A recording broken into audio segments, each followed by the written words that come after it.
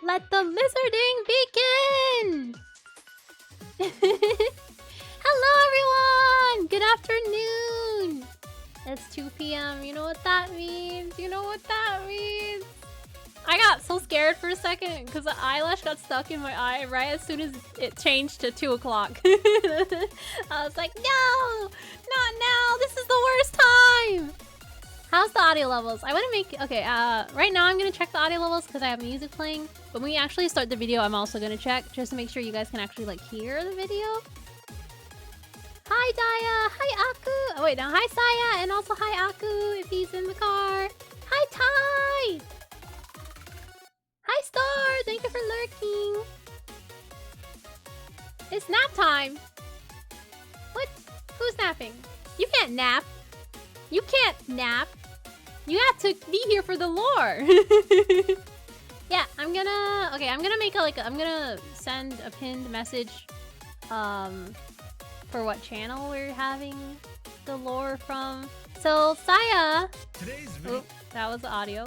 You didn't hear that. Anyways, Saya is the one who introduced me to the Warhammer lore videos by Bricky.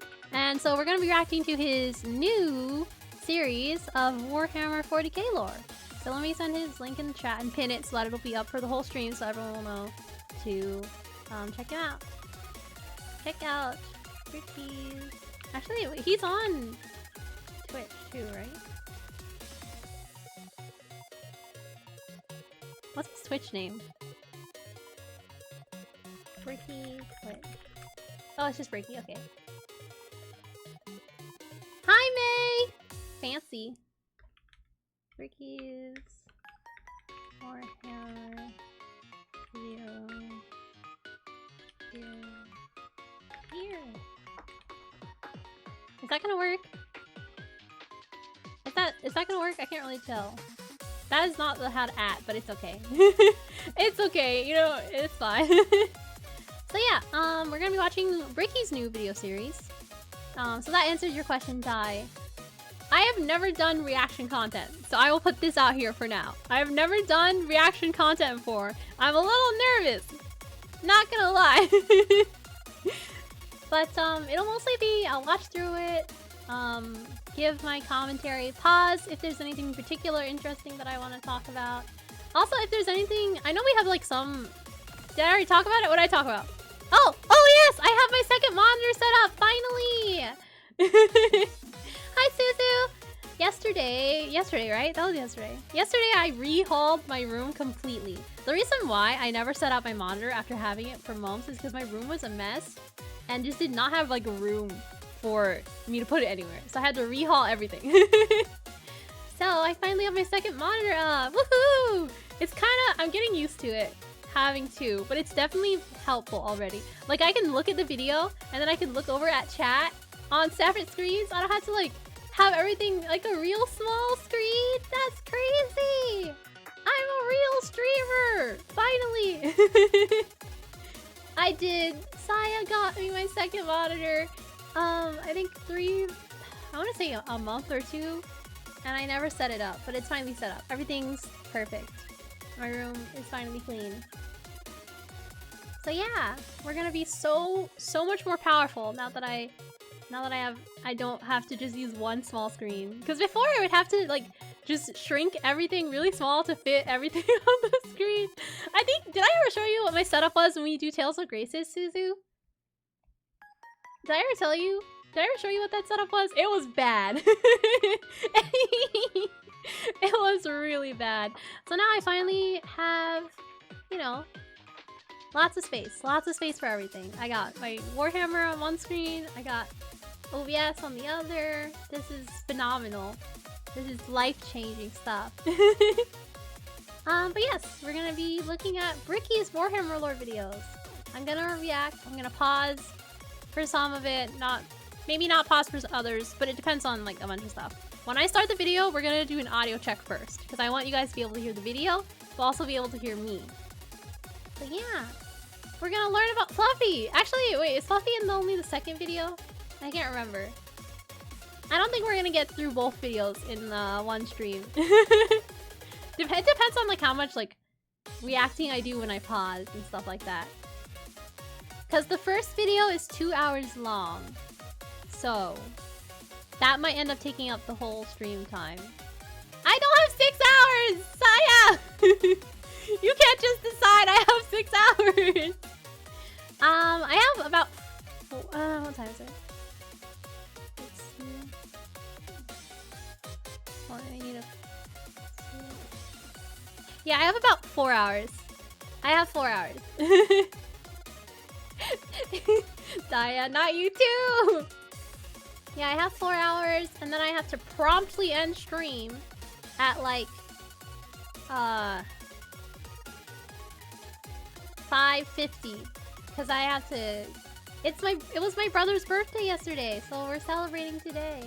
So I have to go because we're gonna do fun stuff and have dinner. But before that, no Fluffy the stream. No! Wait, that's a good thing, because that means that we get to have, you know, more Warhammer lore on another day. That means that there's just gonna be more. Which is a good thing. We don't want to get through it too fast. We don't want to get through it too fast, because I also don't do well with like an information overload. And I want to actually be able to like retain the knowledge that I'm learning. Because my goal is I'm gonna I'm gonna go through the Warhammer lore videos, and then at the end of the series, or maybe not at the end, maybe like we can have a checkpoint somewhere in the middle or something. At some checkpoint, I'm gonna do a stream where I have to like try to recite as much of it as I remember. So, I want to actually retain the knowledge, or else that's gonna be real scuffed. Yeah, there's a lot of August birthdays! If I count how many there are, it's crazy. In fact, I will count right now, actually. Because there's me, Suzu, Corey,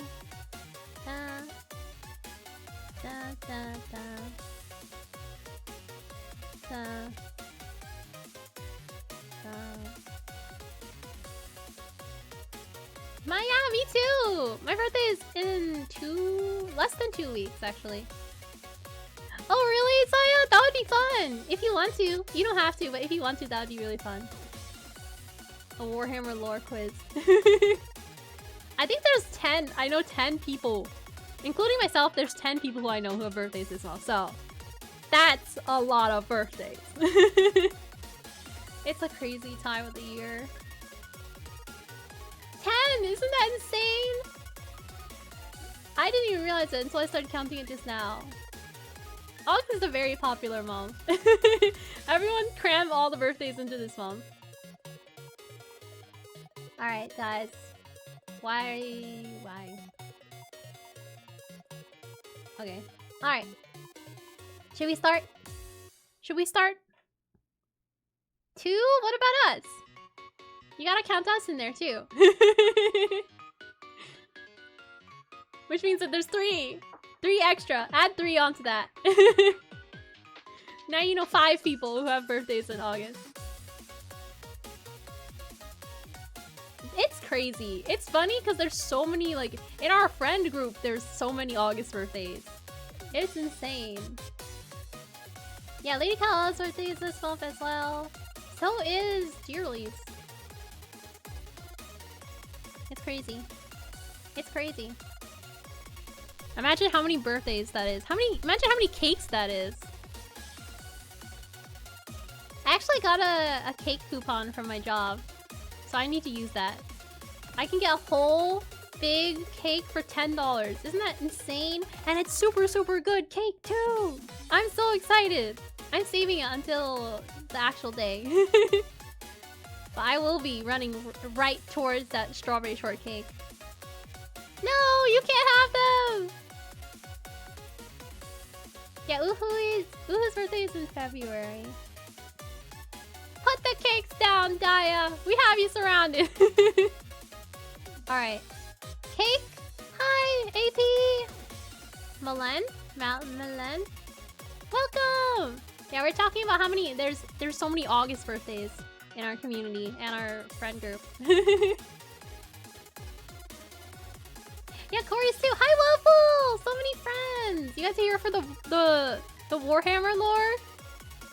I will clean up duty. Okay, when we're all full and we can't finish it, you can have it. Ampy? Welcome, Ampy! Nice to meet you! Okay, I got all the... I think I got all the nerves out. I think I'm ready.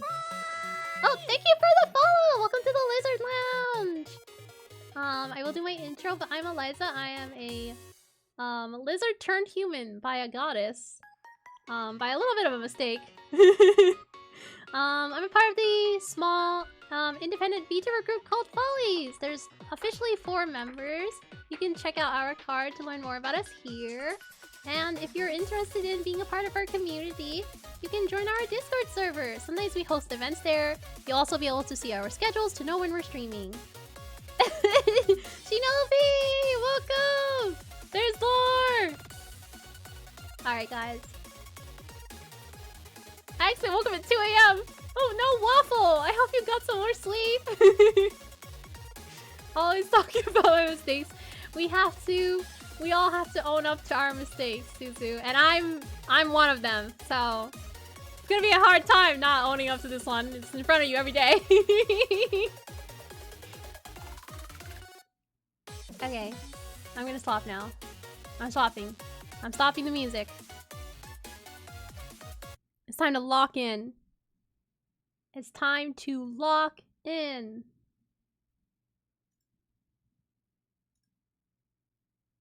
There he is, the man himself. It's Bricky, everyone! Actually, I can do a shout out too. Shout out to Bricky for making this video series. For us. When you shout out people, do you need to put the @ or can you just write the name? Yeah, everyone go follow! Yeah! Oh god, it has the Windows background. I remember I watched a bit of this old video series back when I was working my desk job. But I don't know how much of it I actually remember. So it's gonna be new for all of us. Either or, yeah. I just typed it without the @ and it worked. I'm gonna do an audio check first, so I'm gonna play the video. And then you guys let me know like how the audio is and if you can hear it. There was no war. Our galaxy was for a long time. Is it good? Is it good? If I talk over him like this, is it still okay? The first known species to appear during this time could be louder. Okay. As the old ones, cosmic entities that traveled across the galaxy with ease and seeded life through the stars. PG-17? Shortly thereafter, a new species began to arise. It's better now. Okay, great. Tier, evolving under. Okay, so that is our good audio placement, and then I will change the stream title to PG-17. It's gonna get crazy in the lore, guys. If you're not over 17, I recommend you step away. It gets crazy over here. All right, let's learn. It's time to lock in for real, for real. Time for me to go, Susan.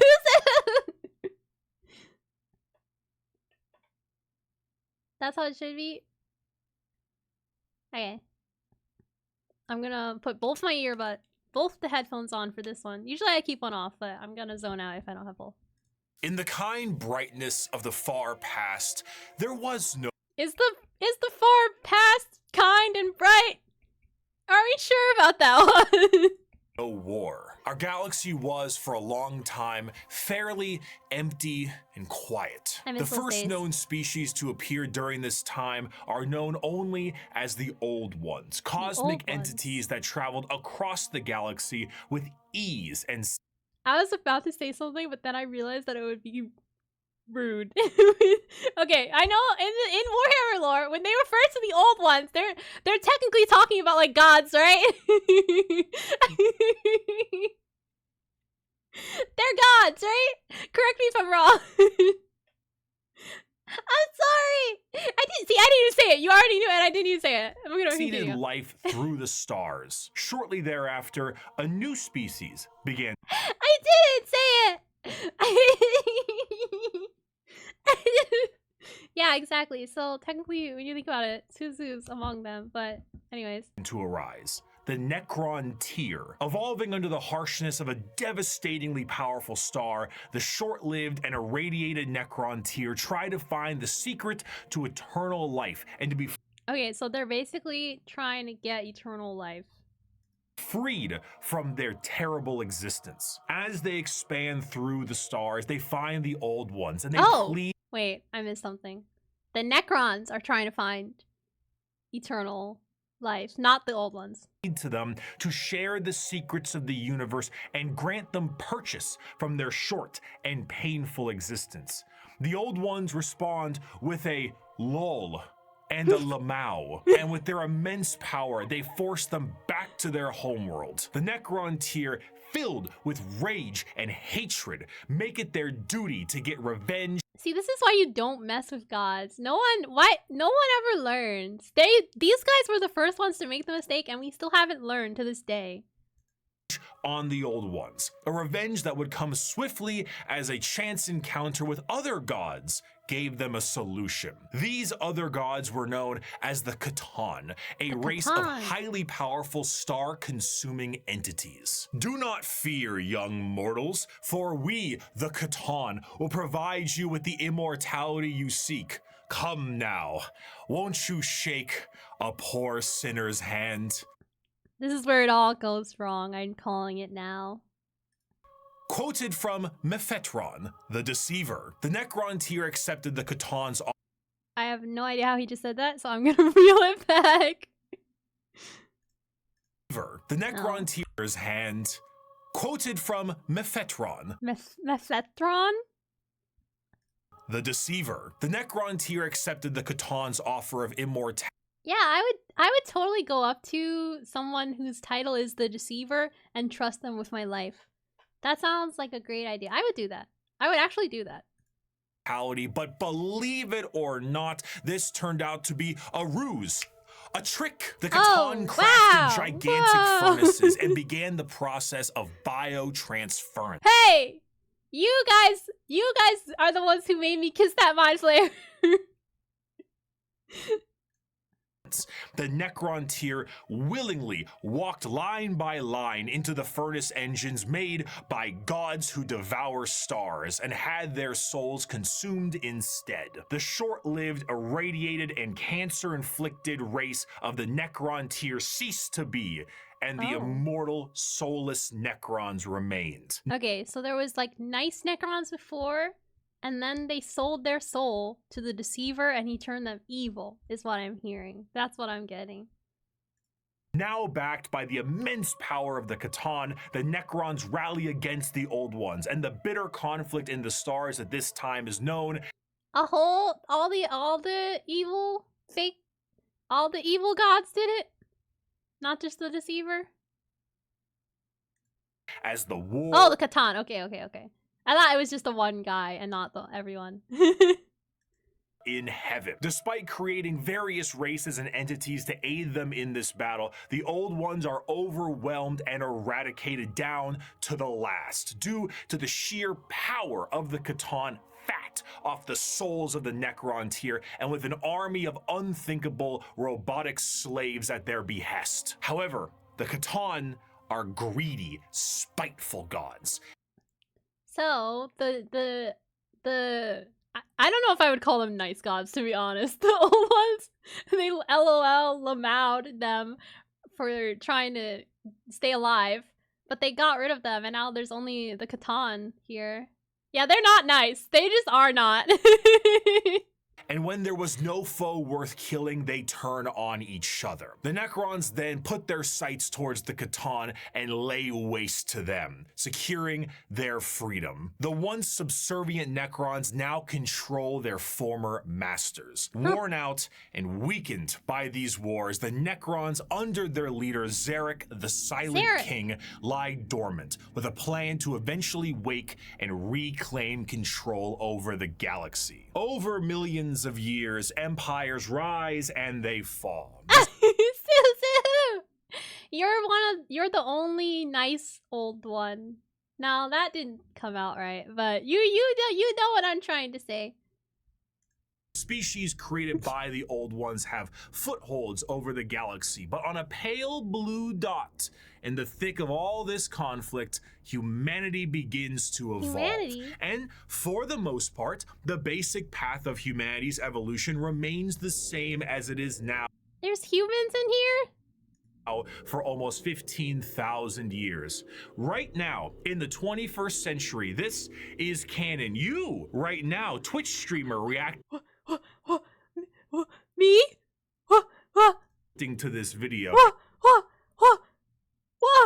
He's in our walls! He's in my walls! He's in the walls, guys! I'm scared! I gotta go. I gotta go, guys. I'm sorry. I gotta go. I gotta get out of here. That was scary. You existed at a point in the Warhammer universe, but with time, humanity's ambition and the power of their technology. Does that mean that Fluffy is canonically my son too? I existed during Warhammer, so maybe he was actually my son. This is a good thing.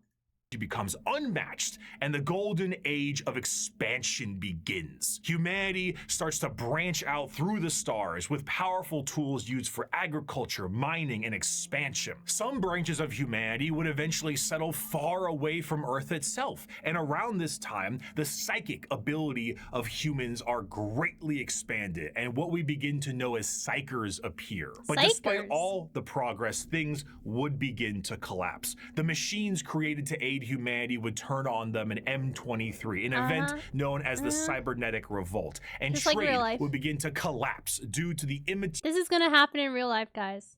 Material warp, aka actual hell, beginning to cause ruptures in space and time. These warp stones would separate humanity, and this would be what is known as the Age of Strife. The warp, a sea of souls, storing all thought, emotion, and the souls of those who have passed on, begin fluctuating into something terrible, as far on the horizon, something horrendous was brewing. You see, the warp isn't just a random assortment of chaotic energy. It is fairly well organized thanks to those living in the galaxy. The warp itself acts as an afterlife of sorts, and the actions of— I don't like how that looks. The innumerable amount of creatures who live in the galaxy have manifested a pantheon of organized entities known as the Forces of Chaos. At their helm are three major entities.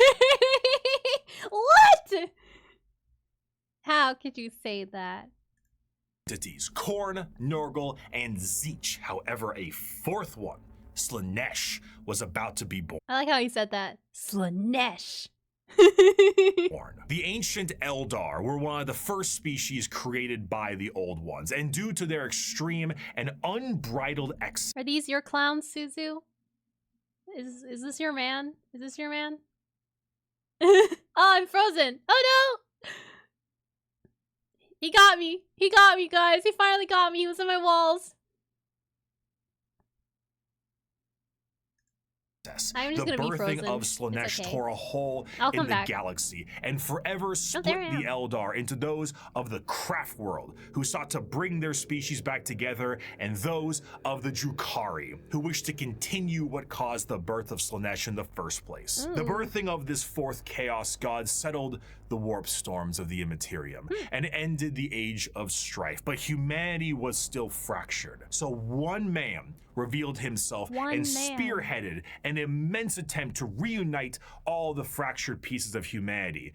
That man was the Emperor of Mankind. After reclaiming the nearly destroyed Earth, the Emperor embarked on the Unification Wars to unite humanity under the banner of the Imperium of Man. However, due to the very long and devastating impact of the Age of Strife, humanity as we know it is not the same. To reconquer Earth, the Emperor would need more than mere men. Great beings, known as the Thunder Warriors, were recruited by the Emperor to reclaim the Earth with ease. But these warriors are a blunt tool and had, overstayed their welcome. He would need something better, and that's— He killed them? Solution would be known as the Space Marines. Oh, the Space Marines! That's the one. I know I've heard you talk about that before, Saya. human soldiers that will have the skill and cunning exponentially greater than the mortal man. These new warriors would be commanded by an elite group of his very own sons known as the Primarchs. It's his Unfortunately, sons. though, Daddy didn't charge the baby monitor, and his 18 sons would be stolen by the forces of chaos and scattered across the galaxy. This would begin the Great Crusade, a monumental task to take back the stars in the name of humanity and reclaim. Yeah, I kind of was like getting that because he said he was like gonna explain every faction, but I think he's doing like a preview first. Of the lost Primarch sons. However, he would need the fires of industry to make this happen. Looking to the distant cousins of Mars, the Emperor signed a treaty with the technologically irradiated hellscape of the Red Planet and allowed the cult of the machine god, the Mechanicum, to supply his crusade. While Space Marines were the tip of the spear, their numbers paled to the vast might of the Imperial Army and Navy. The Astra Militarum and their seemingly endless numbers make up the bulk of the fighting force for humanity, supplied by the intelligence and prowess of various agents of the Imperium, such as rogue traders and assassins. Due to the lack of connectivity between the worlds, what a society had become over thousands of years became mysterious and varied. Tools once used for harvesting and agriculture now are being used as machines of war in the form of Imperial. Me when I take my watering can and use it to just murder a guy. Real knights. Some of these fractures of humanity would even be changed further and become unrecognizable to the average human, with differences in size, skin color, appendages, cat ears, sometimes. Some would go so far. That is Rune Factory, it's true. To become their own galactic societies, like the miners of the galactic. Why is he so compressed right now? What? Why is he squashed right now? And their immense supercomputers, forming the Leagues of Votan. After an incredible amount of effort and books, the lost sons of the Emperor would be reunited, and the Imperium of Man would be firmly established. This, however, would not last. Be it intentional or accidental, the Emperor would not reveal to his sons the true nature of the galaxy and the terrors of the warp. And this oversight would result in one of the most impactful wars in humanity's history. The favorite son of the Emperor, Horus, would fall to the powers of chaos and turn on his father. This betrayal, this backstabbing, this... See, that's what happens when you pick favorites. Bad things happen. Heresy. This Horus heresy would result in a split in the Imperium with devastating consequences. Half of the Emperor's loyal sons would fall to chaos and become the Chaos Space Marines, along with the forces of the Dark Mechanicum and the Chaos Knights. The conflict would result in the absolute obliteration of Horus and the physical death of the Emperor himself. The near-dead body of the Emperor would be placed on the Golden Throne to serve as a beacon of humanity and allow for the continued ability to travel the stars, protected by his most loyal, the Adeptus Custodes. The Imperium would be vulnerable during this age of rebirth, and Terra would find itself under siege by one of the most formidable species in the galaxy, the Orcs. As time went on and memories of the Emperor's vision began to fade, the Emperor would become less of a head of state and more of a religious figure. And the Imperium would change to reflect this. The leadership on a planet would be at the behest of the High Lords of Terra, and their actions would be courtesy of the incomparable power and authority of the Inquisition. The zealots of the Imperium would intensify and create a brand new era known as the Age of Apostasy. And this ecclesiarchal command of the Imperium would end up with one of the strongest fighting forces of Terra, the Adeptus Sororitas. Over time, this age would come to pass, and we would approach the 40th millennium of Warhammer 40,000.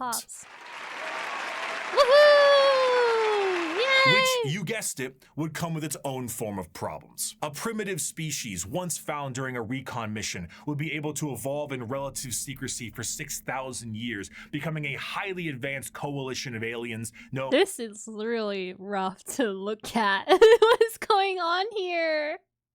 This is real bad.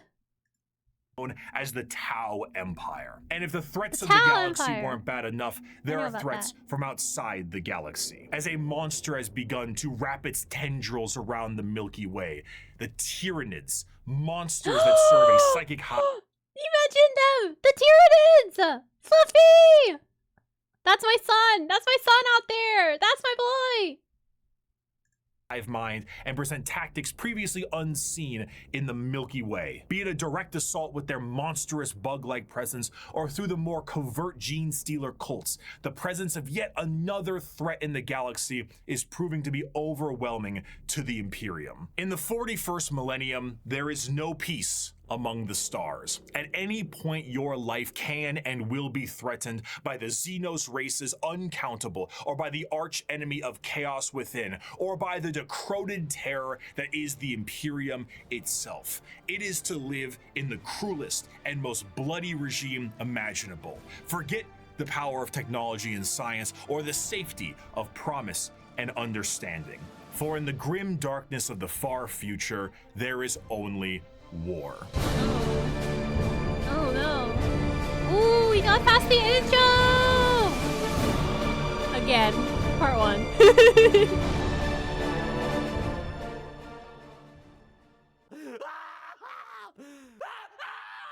Well, yeah. A fantastic job once again, Mr. Kurz, the Night Haunter himself. Oh, didn't you love that, my faithful audience? Once again, we have another criminal over the course of 6 hours break every single bone in his body. And with that, once again, our glorious leader has brought the crime rate to 0%. Always brought to you what are you guys' here thoughts so on far? the Strawman News. My thoughts so far I'm your is host, that Bricky. Thank you once again for joining us. Our top stories for tonight. Fluffy, the weather forecast appears to be rainy with extra don't trust dark, gods! So make sure except for Suzu. You can trust her, but don't trust gods. And of course, let's not forget the fantastic gang violence problem we're currently having. Oh, I'm sorry. What's that? Oh, right. It's gone. There's too many names. I remember humanity. It's looking to be a chilly one tonight as well. Crazy. So make sure your skin capes are nice and tight. Wait, hold on. One moment. No. Adamantium reserves have tripled? I'm sorry. Self-harm rates have gone down to 0%. What the heck is this image? The Night Haunter smiled? That break next to you isn't as much? No, Gotcha. No. Yeah, you really. The editing is crazy. It is the Strawman News great privilege. That was such a long lead up. Honestly, props to him for putting in that much effort. Gamer Subs drop exclusively on this here news network. That's right. Your esteemed host Bricky myself is dropping a 3-part Gamer Subs release for pre-order, available now and only for a couple of weeks. I actually have friends who actually have the Gamer Subs cups. I was so shocked when I actually saw one of the highest selling flavors in the entirety of Gamer Subs, but it also comes you will with actually the buy that first ever all over print Gamer Subs 32-ounce jug. And if that isn't enough for you, if the phenomenal drink and drink holder is not enough for you, we have a desk mat to go along with it. That's right, the Herculean look of the brand new Sweet 6-pack style is pretty art. Here. We're still looking at muscles beyond belief, but this time we're talking taste, we're talking Atlas, we're talking smooth. And if that wasn't enough, I, your co-host specifically, all right, guys, are you sold? Pre-order all 3 of these items, will personally are you sold, chat? Sign a note for you. Are you gonna get your own Gamer Subs now? This network. All of this you can receive for 10% off if you go down in the description of this video and click the link, or I'm allergic. /Bricky and use code Bricky. Save 10% off with code Bricky. No. Bring some color back into your life and increase production across the board for our glorious But he worked so hard on this ad. Thank you, Gamer Subs, for sponsoring the Strawman News. And let us move on to our next scheduled program. 5 years ago, Oh, I really? made every Warhammer 40k right, faction explained. We're back a in passion business. project of mine for a universe that I enjoyed so much. Its main purpose was He looks to so be a young. drawbridge, the separation between the layman who Oh had my only God. ever seen the big armored blue man situated neatly next to a Wetzel's Pretzels, and then the hardcore Warhammer lore nerd. That was just too wide. And there was nothing His life has not been two sucked out of together. him. Since 2020, He still looks like he has Warhammer energy. exploded in popularity thanks to COVID, Ooh. quality game updates, and a few excellent video games, and a couple miniseries. The sheer volume of people who have told me they have purchased miniatures due to that video alone makes me feel as if Games Workshop owes me commission. However, VTubers brought back the joy in him. That's what did it? that video is incomplete. I was not a casual fan, but I was also not a hardcore lore junkie. In the 5 like years since contrast that video's between release, the multiple two. channels It's have so sprouted nice up, and the when you can drawbridge actually between tell. casual to the obsessed has never been wider or easier to The traverse. Even I myself have been a part of Adeptus Ridiculous, a podcast teaching lore in a much simpler and Ooh. condensed form. That's Needless cool. to say, I've learned a lot. Warhammer is so much more than just Spaceman shoots big gun. It has also grown substantially from its origins, being a Warhammer Spaceman fantasy shoots big spin-off gun. just in space. Now, it is a black library filled with immensely deep characters, difficult themes, and even some tear-jerking stories. It is a backdrop for a million stories over a million worlds, and I did not see its true depth in 2020. But now, I'd like to share what I've learned. We just had a brief summary of the world and each faction that takes place during it. And we did that because to truly understand each faction, we must understand what makes them the way they are. And to do so, we need to begin in chronological order. Alright guys, if your favorite faction shows up, give a shout in the chat. I want to know which ones you guys like. Rogue Trader seems cool. I actually kind of do want to play it. Discussing their origins, their culture, their powers, and of course, what makes them oh so grimdark. So let's begin with the group that started it all and sing praise to the Infinite Empire. The Necrons! As mentioned before, the Necron tier were the original form of the Necrons, an alien race far away from us that lived short, painful lives due to the radiation of their star. Normally this would manifest as like a sort of cancer, a space cancer of sorts. The Necrons are very much inspired by the ancient Egyptian aesthetic, but unlike the windswept dunes commonly associated with it, the irradiated hellscape the Necron tier endured was... Oh, this one's your brother's favorite? Yeah, that's why it seems fun. Cause it's got the Baldur's Gate play style, the D&D style.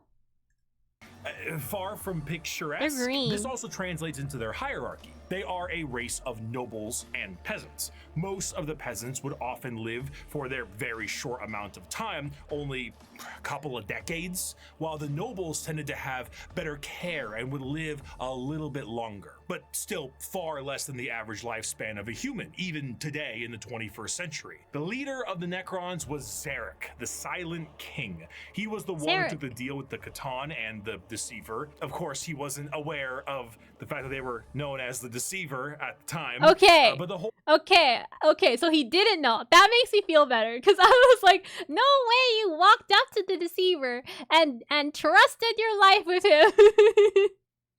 He didn't know. He didn't know any better.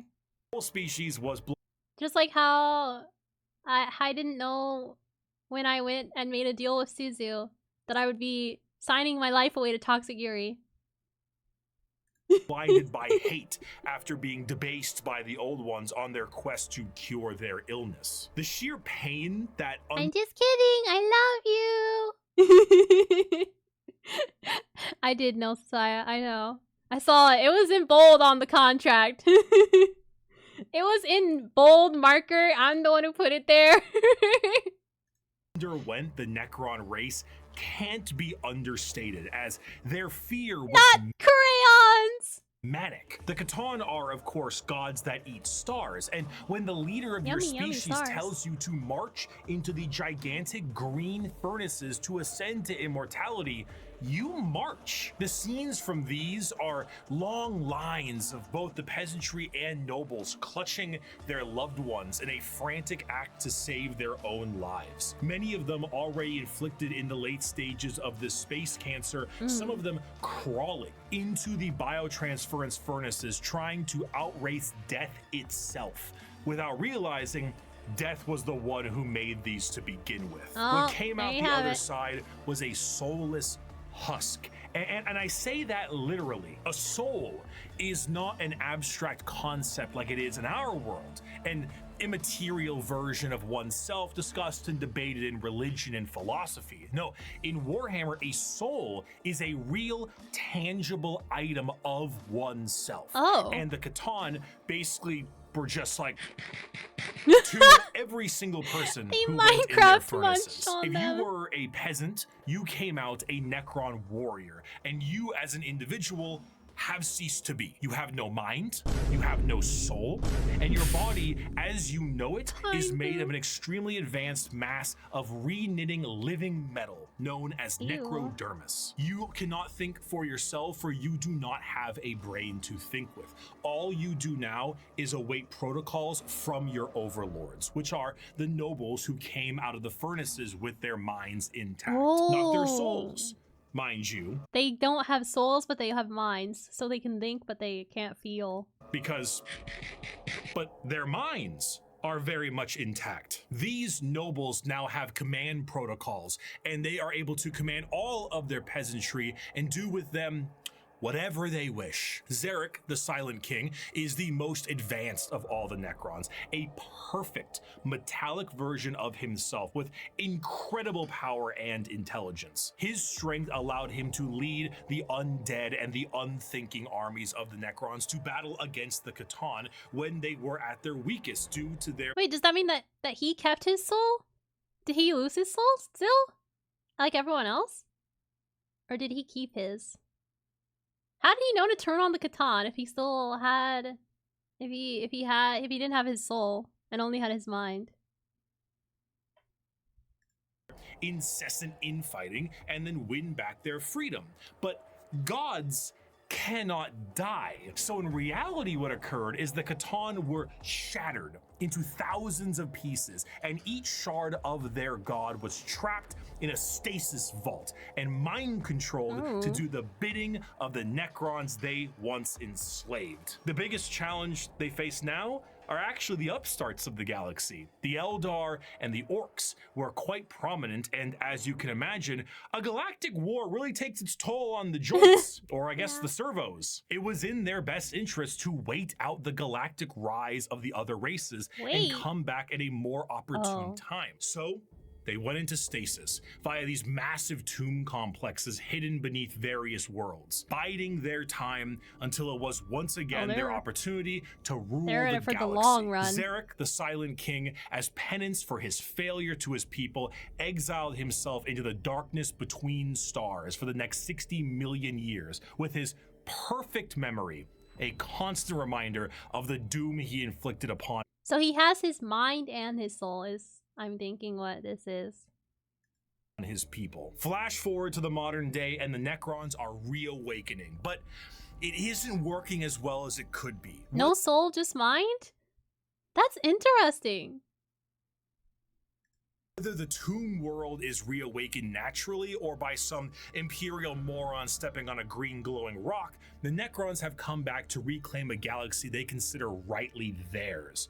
But 60 million years of hypersleep have taken their toll. Many Necron dynasties awake with systems unrestored and huge swaths of their population's minds completely lost. Necron nobles wake with various mental faculties compromised, sometimes exhibiting traits similar to excessive paranoia, schizophrenia, or even dementia. One notable Necron, Nemesaur Zandrek, believes that he is still back on his home planet fighting off separatists and interlopers. See, Oberyn, the separatists come, attempting to outflank me as they did at the 4th Battle of Vindach. How they calculate that daubing themselves green and roaring like savages will produce a different outcome, I cannot fathom. But it is of no account.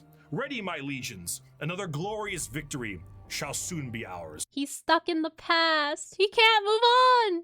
This is why you don't go into stasis for millennia. Other individuals, such as the esteemed Imhotep the Stormlord, seek to usurp the newly returned Silent King for rightful ruler over the Necron race, believing his time has come to an end, while scientists and archaeologists like Trazen the Infinite and Orikin the Diviner spend thousands of years bickering over artifacts and petty squabbles. Truly, the Necrons are a faction of unthinkable, unimaginable power, held back entirely by their own hubris and 60 million years of stasis. It is a species that does not know of time, only of the ravages brought by it. A pharaoh of a dynasty may just be— It's honestly kind of crazy how every single decision that they made has led them to a worse place. Like, they just can't catch a break.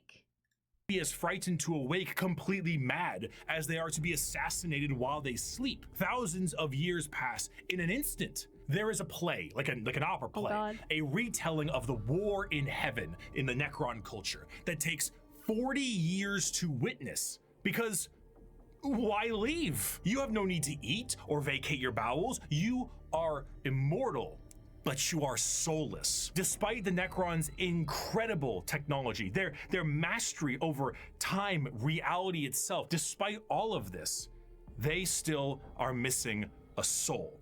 And therein lies the biggest struggle. Most Necrons look to conquest the galaxy, kill the interlopers like the humans, Eldar, and orcs that scrape at a fraction of their power. But the end goal for many, including Zarek himself, is to return the souls to their bodies, to undo the horrible fate he cast upon them. This is not the interest of all. Many simply wish to rule their dynasty with an iron fist and kill all they consider unworthy. But to many others, it is to undo— Wait, actually, are there Warhammer books? He mentioned something about books early on as well. Do the decision that doomed them all. Before they can do that, there is a pest that needs exterminating. That is the fundamental understanding of the Necrons. They are so hyper advanced that their science borders on magic. They play with the fundamental aspects of reality and time. Their mastery of the physical galaxy is the strongest in the universe. Their weapons reduce people to the barest molecules, and they have devices capable of causing stars to supernova. They are unfathomably difficult to kill, as if you do fell one of their number, the living metal reknits itself and the reanimation protocols allow it to come back alive once again. Wow, Warhammer is really a big franchise, huh? It has books, it has minis, it has games, it has lore.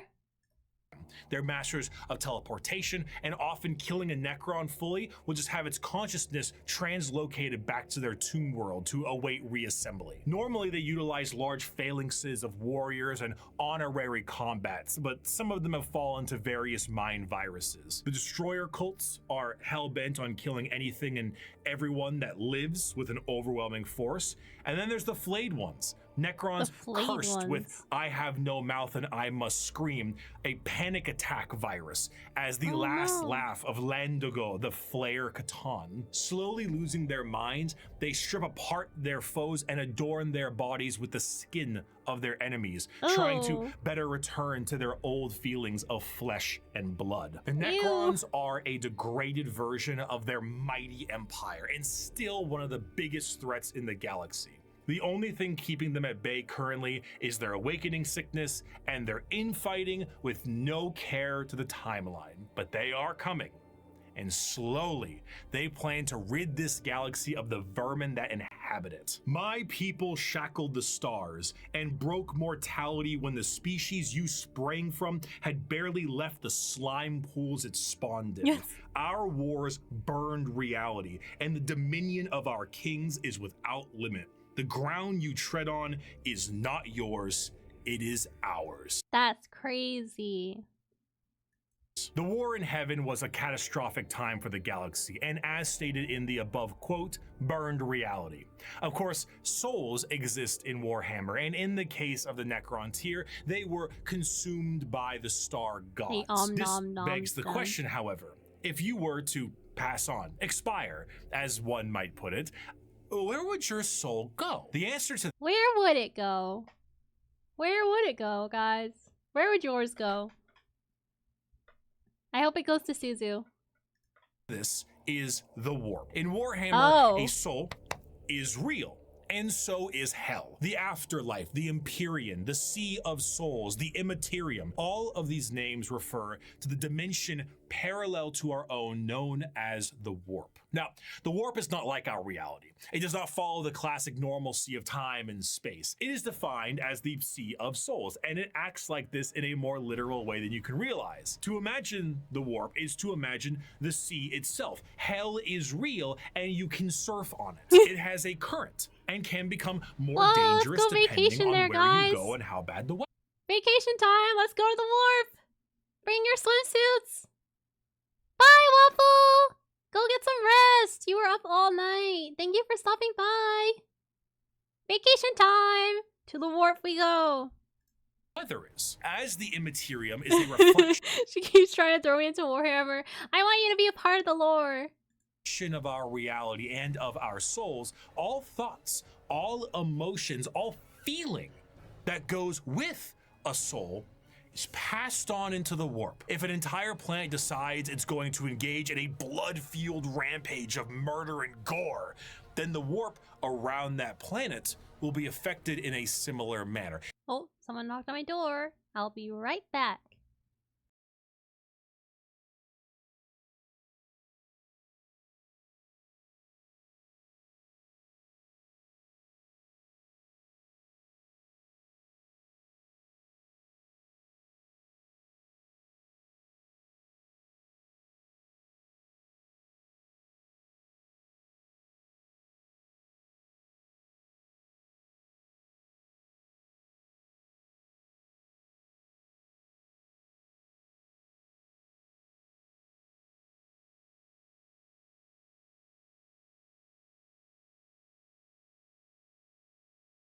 All right, we're back.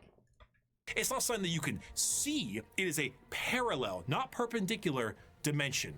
But it is changing. To expose oneself to the warp for any period of time invites certain death outside of the most iron-willed of individuals, and to stare into it will drive one mad. Much like the open seas, when you stare into the warp stares back, as they say.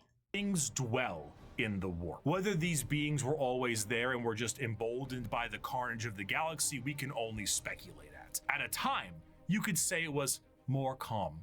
But a certain faction's galactic war in heaven didn't do it any favors. Now the warp is turbulent, and its realms belong to a pantheon of gods known simply as Chaos! The forces of chaos are beings that serve directly under their patron deity. There are 4 current gods of chaos at the moment: Khorne, Tzeentch, Nurgle, and Slaanesh. Each of them represent various facets of and emotions of sentient species. I have a favorite chaos god against one another for total control over their realms. Interestingly enough, while their disciples have physical forms we can understand, the chaos gods do. I might not say that for long. Uh-oh. Okay. Okay. I'll brace for impact, Saya.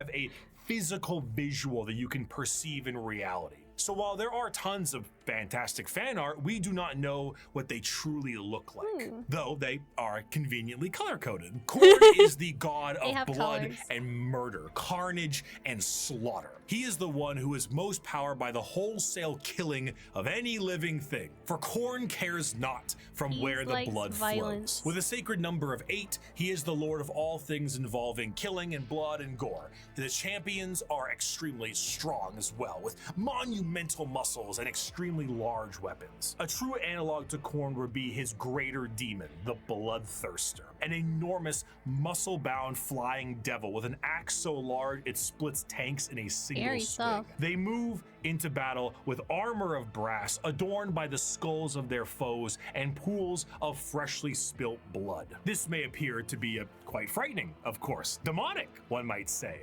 but in the world of chaos, all emotions feed one of these gods in one way or another. If you were to define Khorne with single words, you would use blood, carnage, murder, skulls, but you'd be missing out on important ones like strength, honor, prowess, courage and skill. Khorne is not just about the wholesale slaughter of people. He is about the honor and power of martial combat. The true strength there is in besting someone in physical strength and skill. Of course, a murderer would be someone who would feed Khorne, but a soldier could feed Khorne. A martial artist or professional fighter could feed Khorne. A warrior, good or bad, feeds Khorne. So he's the warrior, he's the god of fighting spirit, essentially. But like he doesn't have a moral compass. he loves fighting spirit, but he doesn't have a moral compass. A diplomat does not. A premier soldier does. A GoFundMe does not. This is what leads many mortals down the path of Khorne, for he will bless those that bring him enough skulls. And in a world this destructive, there are many ways to reap a high tally for him. Prepare the dread claws and unchain the mad ones. Glorious battle awaits us today, for the world below has refused to surrender. He quite literally just does it for the love of the fight. Let us descend upon them with fury and rage, giving no quarter and sparing only those warriors who fight well enough to earn a place amongst us. As to the rest, their lives and possessions are ours, but their skulls are for Khorne. Normally, if I ever want to explain Khorne, I just kind of show him this clip. I'd never stab you in the back, Shepard. Warriors like you and me, straight to the face. Moving on, Tzeentch is the second god, the god of trickery and mischief, the changer of ways, the great conspirator and the architect of fate. With a sacred number of 9, Tzeentch is truly the god of change in all of its forms, but there is an obvious undercurrent of mischief and cunning. Tzeentch is such a liar that his pants have gone thermonuclear.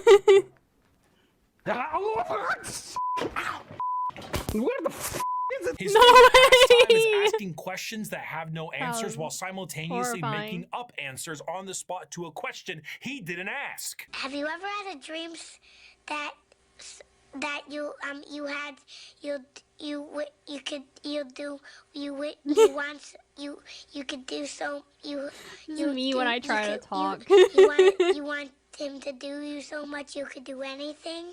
He is such a conniving This is little me bastard when I'm that talking. every emotion of lying, of scheming, of trickery is a direct way to help feed him. An unfaithful partner, a politician, a spy. All these people feed Tzeentch in one way or another, and it doesn't matter if the intentions are good. Acceptance does not feed Tzeentch. Change does. Tzeentch doesn't care about your facts. He only wants opinions. Because he represents change, he also represents hope, though. Schemes are not always bad, and even the hope to make a better tomorrow is the change he seeks. Because he is the architect of fate and the mastery of sorcery, his presence is pure. So the running theme I'm getting so far is that they all like represent something, but they just basically don't care whether it's good or bad. They want all of it.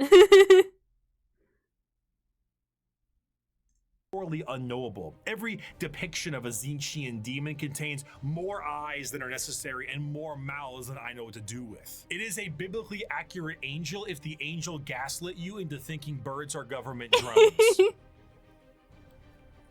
But are they? The creatures at his disposal adorn themselves with the knowledge of Okay, I actually like biblically accurate angels. I think they're cool.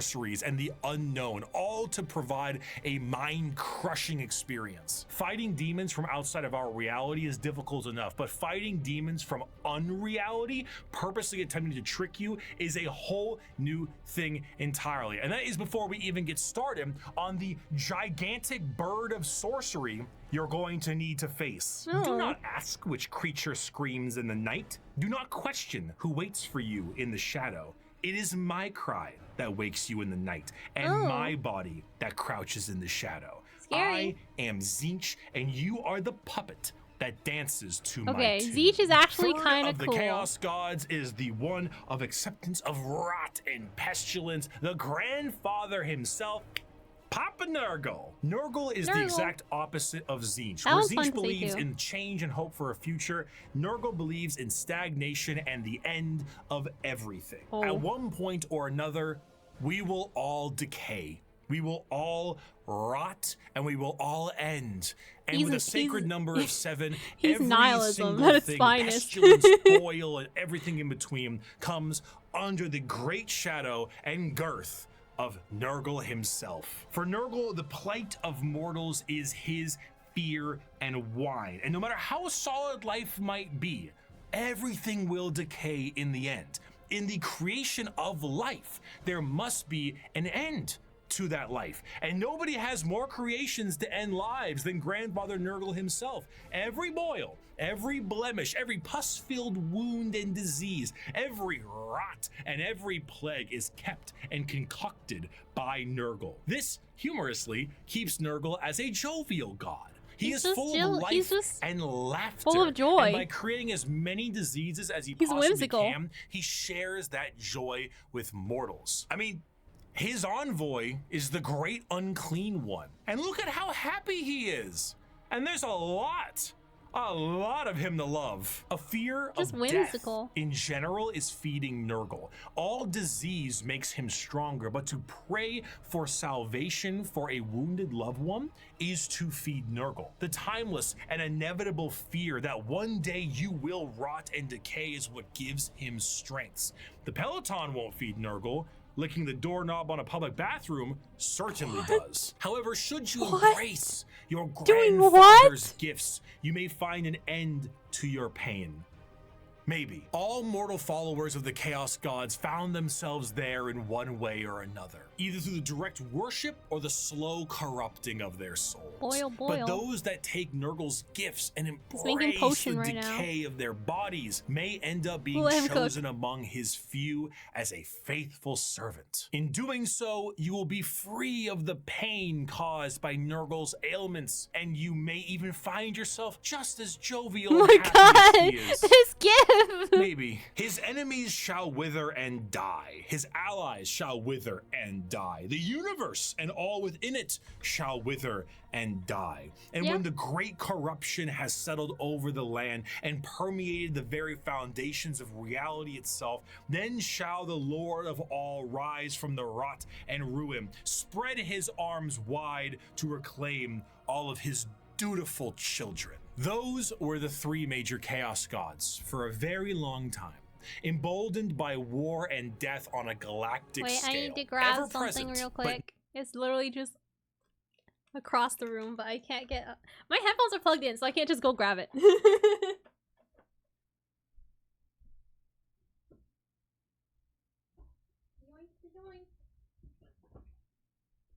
Alright, we're locking in. We're locking in for the final Chaos God. Now fact on the suffering of a galaxy. One race, for a while, was able to elude the pull of chaos. An advanced race of psychically attuned aliens whose master over the physical world was so strong that chaos could not glean from them the morsels of power they once had. Or so they couldn't. Not for a long while. 60 million years ago, in an attempt to combat the Necrons in Catan, the old ones made a new species. One with innate power in the warp and the ability to harness it with a mastery that was unseen by so many others. A mastery so powerful, the Necrons retreated to sleep in order to wait it out. It was no longer a galaxy to be ruled by them, but instead begin the age of the... I can't read that one.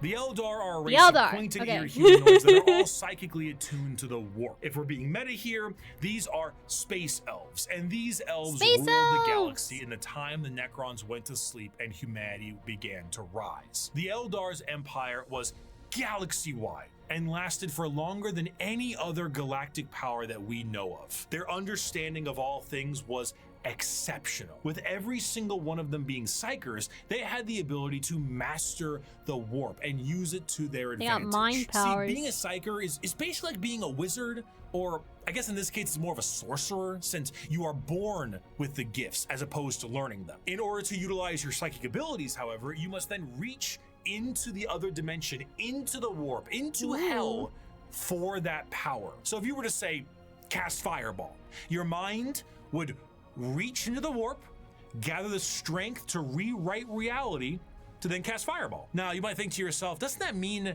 if you are opening up a power to the warp, you may create a lot of risk to yourself because of all the horrible things we just talked about in the warp? Yes. However, in Warhammer 40k, willpower is a real, tangible thing, in the sense that in its own right, it can be weaponized. Being strong of will means being strong of soul, and being strong of soul means you can resist the pull of the warp that much more. A more So you need a strong soul to survive the warp. That's not good news for the Necrons. Experienced Psyker opens up a hole into the warp that is large, and that hole widens to get more power, allowing evil things to get in. A powerful Psyker is able to open a very small hole, but with immense force, to get the same amount of power with less risk. The Eldar are master Psykers. Every single one of them can call upon the warp, and over millions of years they have perfected it so much so that they can weave structures out of it. In some species in the galaxy, they utilize the warp itself for interstellar travel. The Eldar ain't having any of that noise. How about we utilize a fancy alternative mode of travel that is substantially safer than the old ones created, called the Webway? What about dying? Miss me with that. We no longer age. And if we do, we can just be reborn like that. Food, water, materials, we make things out of distilled warp essence itself. We sing unreality into cathedrals to dine in. What truly could the Eldari Empire possibly fear?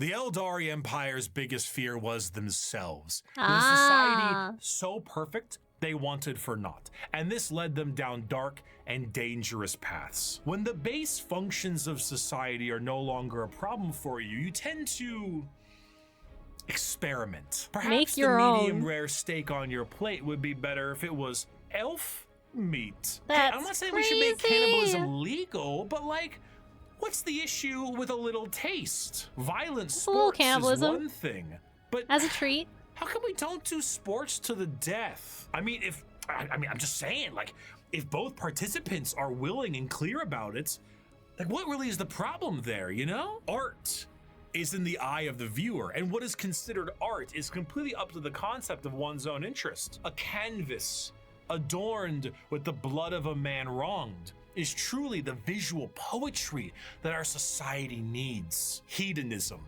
With a slow and consistent hedonism, the Eldar slid backwards into debauchery of the sort I cannot discuss on this YouTube video. Oh, no. Murder on stage, delicacies and drugs distilled from one another, the trade of slaves and concubines, and much worse. The Eldar physiology has their emotions heightened, and they can feel more than a human does. So while it can provide lows of pure despair, it can also provide greater highs than you have ever known.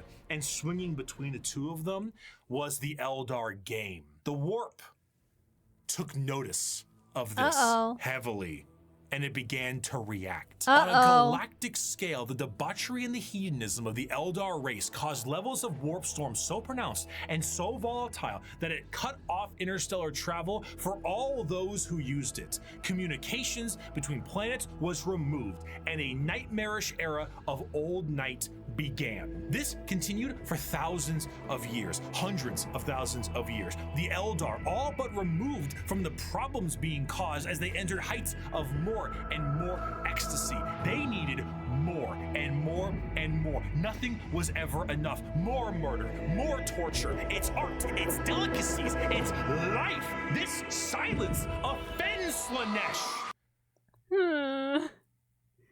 Wait.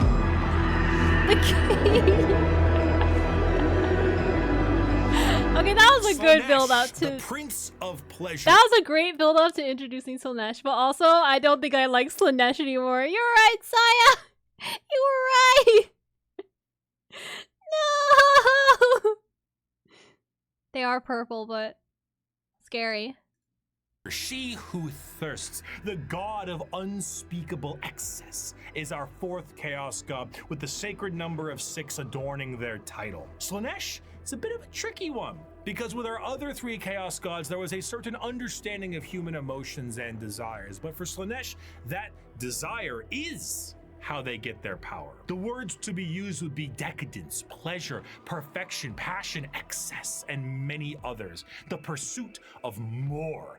The want to do more, experience more, become more. That's what gives Slaanesh their gifts. A lot of people believe that Slaanesh is something that originates with sex, specifically, and it makes sense why they assume that. The visuals of Slaanesh patrons are all very lithe and sexual, but they are also intentionally androgynous to appear attractive to a variety of intrigues. However, to think that Slaanesh specifically derives from sex would be mistaken. While it is true that a lot of humanity's actions can relate to getting laid, and Slaanesh is the dark prince of desire, it's more on the lines of feeling an excess of an emotion. It is excessive touch and scent and desire, and a lot of that has to do with sex. That's why it looks like sex, but it's more than just that. A patron of the arts, not the Funko Pops, one that aspires to become the perfect chef or master of their craft, and the sheer pursuit of that alone will feed Slaanesh. Whiplash is Slaanesh's absolute favorite film.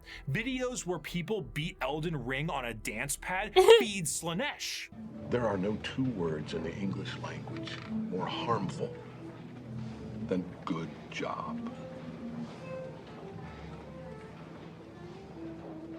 But is there a line? No, man, no. This also moves into the concept of feeling. Sensation is a majorly Slaanesh-coded thing. It might start off feeling good, but then you get to play around a little bit, you know? You play with a little bit of pain. Light pain might not be enough, so you might want more. Or inflicting the pain could be your jam. Music can increase to volumes that may hurt your ears, and even then that might not be enough. More. You must have more. Many of the disciples of Slaanesh carry a demonic dangerous form levels in their of indulgence. Grace. The keeper of secrets is his chosen envoy, and their movements are a blur of dance and pain with an aura all the more fatal. They dance and sing, but there's always a form of malice behind every action they take. An alluring gaze that will pull you in right before the demonic entity can crush you in that grip. Slaanesh's palace has 6 layers surrounding it, and one of them is the excess of gluttony, where the participant finds themselves in a beautiful banquet full of the most delicious foods imaginable, tables of delicacies, and rivers of wine tempt the perfection too. Wow. User to such a degree that they cannot stop stuffing their face, unaware that the things they are eating are very vaguely familiar meat. If one does not yuck. Oh, ew. see themselves drowning in the river of wine, they may soon fill their bodies up so much that they cease to function and fall over, becoming part of the banquet themselves.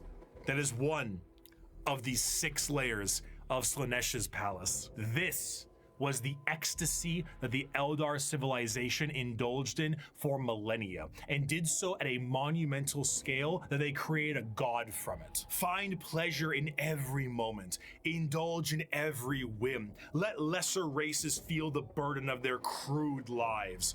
We are beyond such concerns or worries. Every power is ours to use, every sensation ours to experience. We are truly masters of the galaxy, and all others exist only to satisfy our curiosities.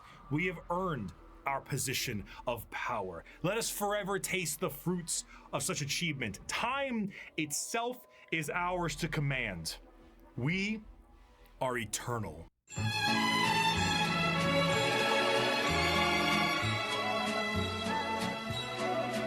With the birth of Slaanesh, Okay, I definitely think that my favorite of the Chaos Gods has to be Zeech. I like Zeech. I think I like the motivations there most. Zeech, rise up, yeah! Otherwise, my second favorite would be forgot the name. Names are hard for me, guys.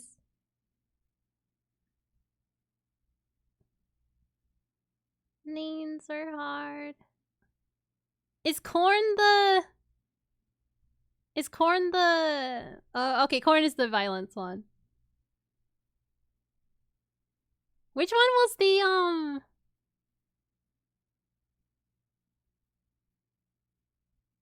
dancey dance one? This guy. What's this guy? I forgot his name! Nurgle! Okay. Yeah, Nurgle is my second favorite. Zeech is my first favorite, and I like Nurgle second.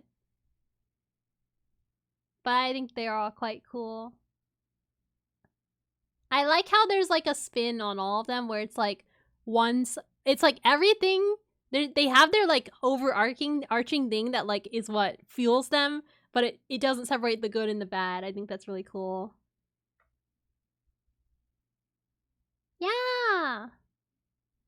The Eldari. But yeah, I'm Team Zeech. I'm Team Zeech. Empire ceased to be. A catastrophic event so horrible that the warp ripped a hole permanently in our reality. A fissure forever known as the Eye of Terror. With the sudden inhalation of this god's largest breath, the Eldari souls are a currency to be now collected by she who thirsts. Trillions of Eldar died in an instant. Slaanesh gorging on their souls to satisfy his palate. 99.9% of their entire species died, and the rest are doomed to a fate worse than death. For Slaanesh now stakes a claim on each and every Eldar soul. From the moment they pass on, an eternity of torment awaits them. The remaining Eldar devote their entire lives to stopping this eventuality. Their dying race so devoted to saving themselves from the Dark Prince, and in doing so, have found very creative ways. In the modern world of Warhammer, the Craft World Eldar are the main force of Eldar in the galaxy and represent the elf style that many think of when you think elves in space. Fantasy elves in space, elves. Not those elves.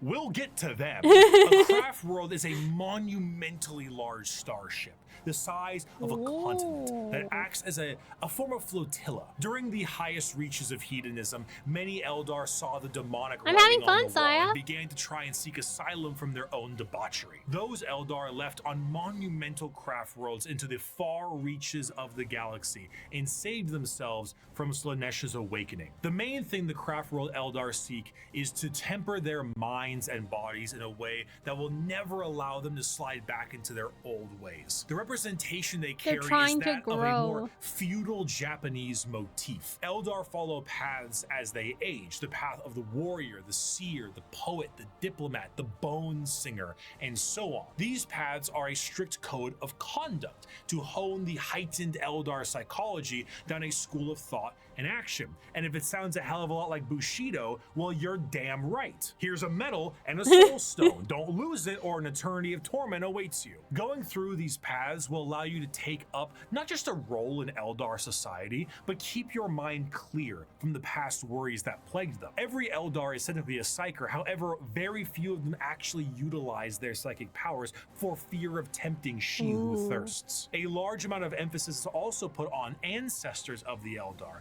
and learning from them the farther you go down a path. This can sometimes be seen by the large variety of jewels adoring the armor of Eldar.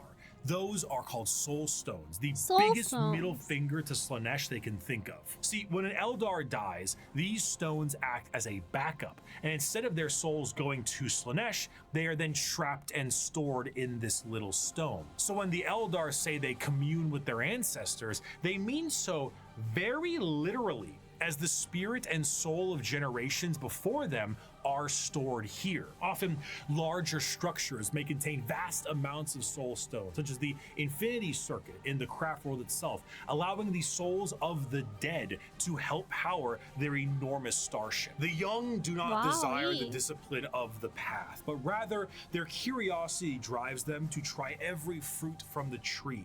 Thus, it is that so many take the path of wandering or the path of damnation in their first years of adulthood.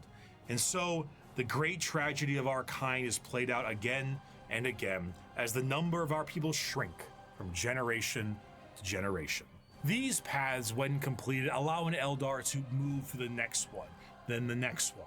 However, since this is the grim darkness of the world, many of these paths rely on combat. The Eldar actually had gods at one point. Cain, Vol, Isha, Azaryan, and so on. These gods are aspects of the Eldar pantheon, and while many were killed in Slaaneish's creation, their teachings live on. For some, the strongest devotion to the Eldar gods is to join the Aspect Warriors and embody the wrath of Cain, their god of war. While guardians of the Eldar craft worlds are more akin to a trained militia, the Aspect Warriors embody a particular variant of the path. Each are led by a Phoenix Lord, a name passed down from generations and embodying the souls of prior Phoenix Lords with each new one. The Howling Banshees, led by Jane Zar, Fugin and his Fire Dragons, Baharoth and his Swooping Hawks, or Malgan Ra and his Dark Reapers. Each aspect shrine carries with it the Eldar way of I like how crunchy this image is. war. Fast, hard-hitting, and incredibly tricksy, for they do not have the numbers to fight that's what the jar is. in any other way. The Craftworld Eldar show how mangled an empire can be by their own actions. They once ruled the galaxy in an honest, non-hyperbolic way, but in the end, they were bested by themselves, and their most prominent remnants are forced to drift aimlessly through the galaxy, trying to save their species from extinction and resist the temptations of she who thirsts. But for some, the party, it's just beginning. Oh god. Deep within the webway is the city of Kamara. This dark city once existed as a port in the webway that allowed for ease of transport for the Eldar between its various domains. The significance of this city meant that it needed to be a bit more of a neutral territory outside of the jurisdiction of general Eldar law, and therefore it was allowed to self-govern. This did not go well. The Dark City became the hideaway for all manner of sin. The Eldar race slipped into debauchery on a galactic scale that it birthed a god, and this was the city you went to when that wasn't enough for you. The convenience of being so deep within the webway was that it exists as a blind spot to the horrors of the warp. So while the rest of the It's like a dark web, only it's real. Eldar fled the downfall of their species, Kamara kept partying. When Slaanesh was birthed, they were saved the worst of it, thanks to them being nice and neatly tucked away inside the webway. But only somewhat. The Dark Prince did not have a grip around their soul, but the tiniest pinky finger, and they were still pulling. But due to their excess hedonism, they found a I guessed it one. Wow. solution to this problem. If they tormented others, they could temporarily rejuvenate their souls and continue to cheat their inevitable death by placating the Prince of Pleasure. And if they kept this up on the regular, they could effectively become immortal. Thus, the Drukhari were born. Unlike the more stoic elves you see in works of fiction, the Drukhari themselves exist as a sort of analog of the more grim and fiendish elves you find in Norse and European mythology.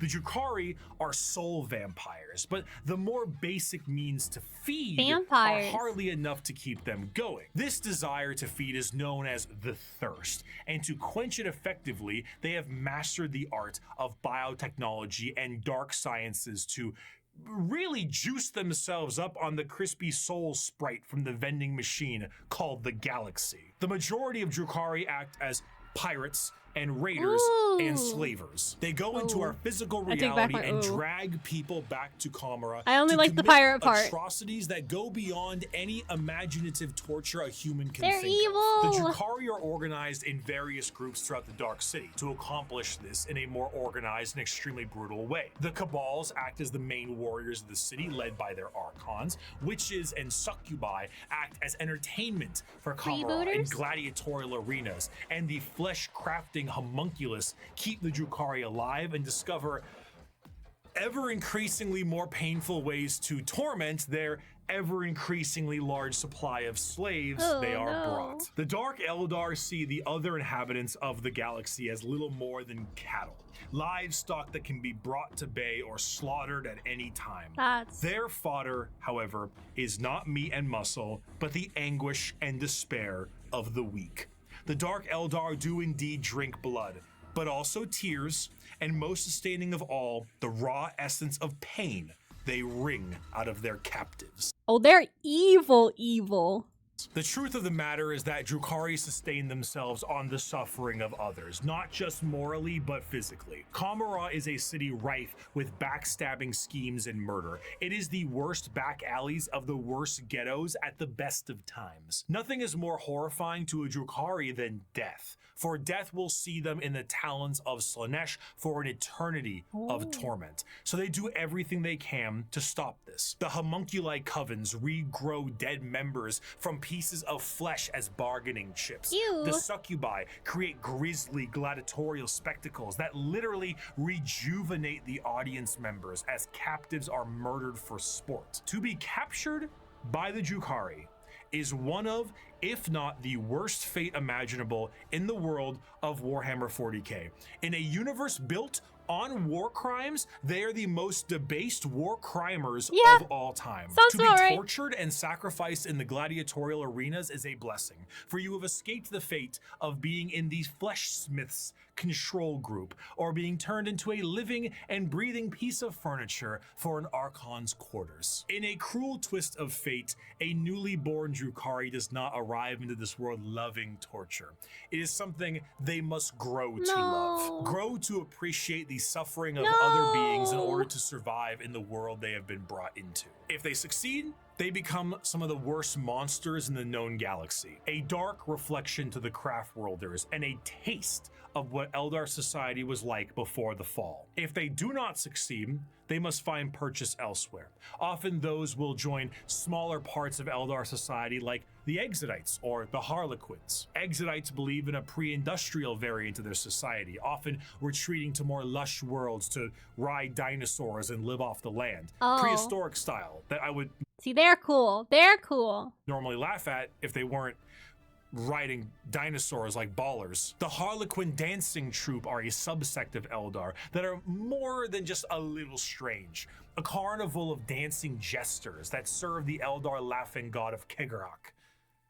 They arrive never when expected and leave just as quickly. Blurs of light carry their footsteps as they dance their foes into a grave. Combat is just as much of a joke as it is a play on bloody murder. They travel and aid many other Eldar and sometimes even humanity for reasons we can never understand. They're just doing it for fun. Were they not stripped of their army book and folded into the Eldari Codex? So I suppose it'll have to stay a mystery, or maybe it was one of Kegarak's master plans to get back at She Who Thirsts and save their species. Who could know? Perhaps it was all... Yeah, they are chaotic evil. They're just for real evil. a sick and practical joke to Kegarak, and he would just find it very funny to watch me fumble the discussion of one human on a tiny blue planet across the galaxy. Oh, speaking of... The Imperium of Man! That's us! Before the fall of the Eldar, Earth, or Terra, as it's called, was in ruin. One man who looks to put the pieces back together. Where did he come from? We don't know. Some say he was the result of early shamans. Some say he is the final old one who escaped their species' genocide. And those that are smartest know the answer is, it doesn't matter. He revealed himself as the Emperor of Mankind, and he was tasked with the most monumental upheaval of humanity possible. The Eldari's warp fluctuations had turned the golden age of humanity into old night. Interstellar travel cut off? Check. An AI uprising? Check. Brand new psychers popping up and not knowing how to handle their powers? Oh, check. Demonic incursions? Check. Thousands of years this occurred, and now the Emperor of Mankind showed himself to put the pieces back together. Unifying Terra under his rule, the Emperor founded the Imperium of man and ruled it with an iron fist. He was the supreme leader and nothing could stand against him. He wished to remove mankind from the yoke of its former failures, and he knew he would be the best leader they could have because he was right. AI banned, religion banned. You did as the Emperor told you, or Everything's his Thunder banned. Warriors would put you in your place. That place often being a grave. Now, Terra was thriving, but humanity needed to reclaim its long-lost brethren scattered across the stars. But to do so, he needed those that could build him a fleet truly meant for the reconquering of the galaxy. And so he turned his attention to the red planet of Mars. Mars and Terra were close allies long before the Unification Wars. Mars was the first world terraformed by humanity and became what would ultimately be the first hive world, an epicenter for industry and technology. The Age of Strife did not treat the red planet kindly, however. Mars was cut off from Terra during this time, and the warp storms that ravaged the planet turned it into an absolute nuclear hellscape. Those who were on the surface were turned into your run-of-the-mill mutants if they even survived the bombings they inflicted on themselves, but others were lucky enough to escape beneath the red sands in powerful fallout shelters. They're in the world. That's cool. They're like underground.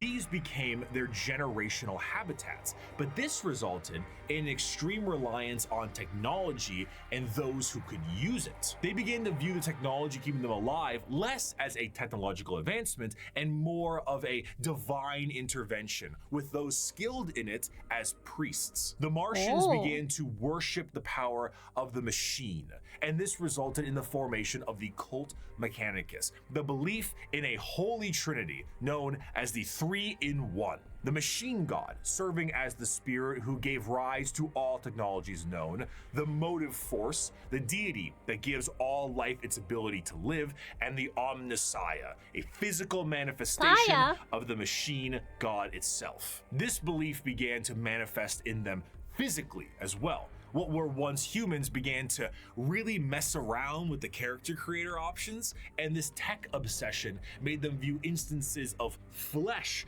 to be weak and spend their lives removing what makes them human and replacing it with mechanical augments. We're finding out Saya's secrets. Glowing eyes, mechadendrite arms. What was once a mass of flesh now looks like the back of a router. And the oldest— Oh, there you have it. We found out Saya's true identity.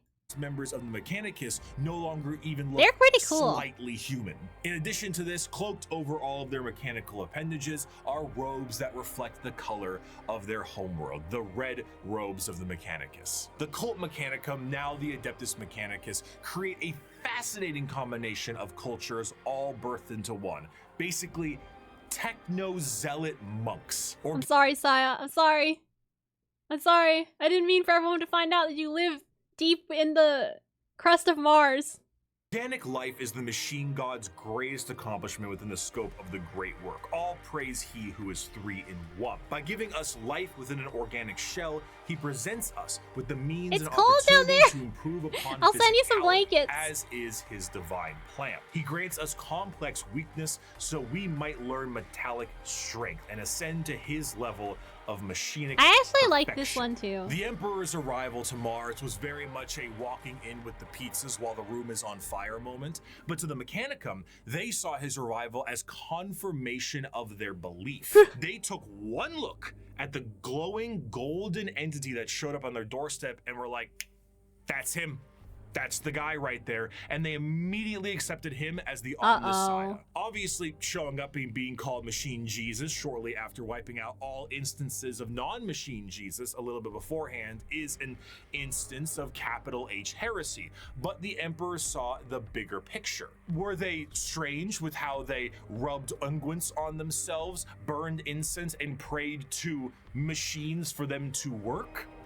Sure, but that's a lot of production right there. So the Emperor devised the Treaty of Olympus Mons, a unifying agreement between Terra and Mars, and this union would be permanently etched Friendship! into the aquila of the Imperium as the two-headed eagle. One head for Terra, the other for Mars. The forces of Mars the and Emperor would be Earth are supplied with friends now. all the technology and weapons they needed to reunite the scattered remnants of humanity under one banner, and the Mechanicum of Mars would be able to keep doing what they were doing religiously and scientifically so long as they kept up their tithes. This tithe meant total quality control over all technology in the Imperium. Is it a big spaceship? AdMech take care of that. Tanks? AdMech take care of that. The literal bullets in a gun? You guessed it.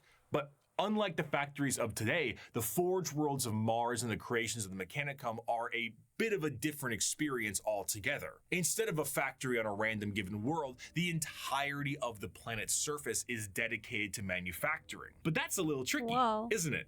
Considering that the usage of silica animus, or AI, is a big no-no, and basically the largest affront to their divine machine god possible. Fortunately, there's a really neat alternative that they've come up with. And that's called a servitor. Incredible devices that can do anything from manufacturing, maintenance, basic door operation, even just float around like a helpful little drone. It's an extremely easy process too. All you need to do is take a human who is dying or preferably an enemy of the state, most likely that one, and lobotomize them.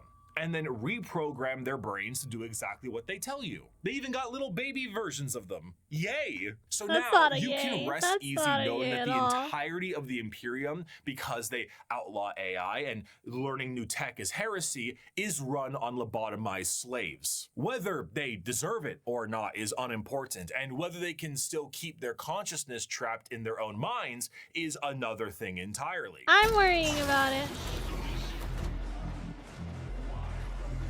I'm worrying about it even more now. Your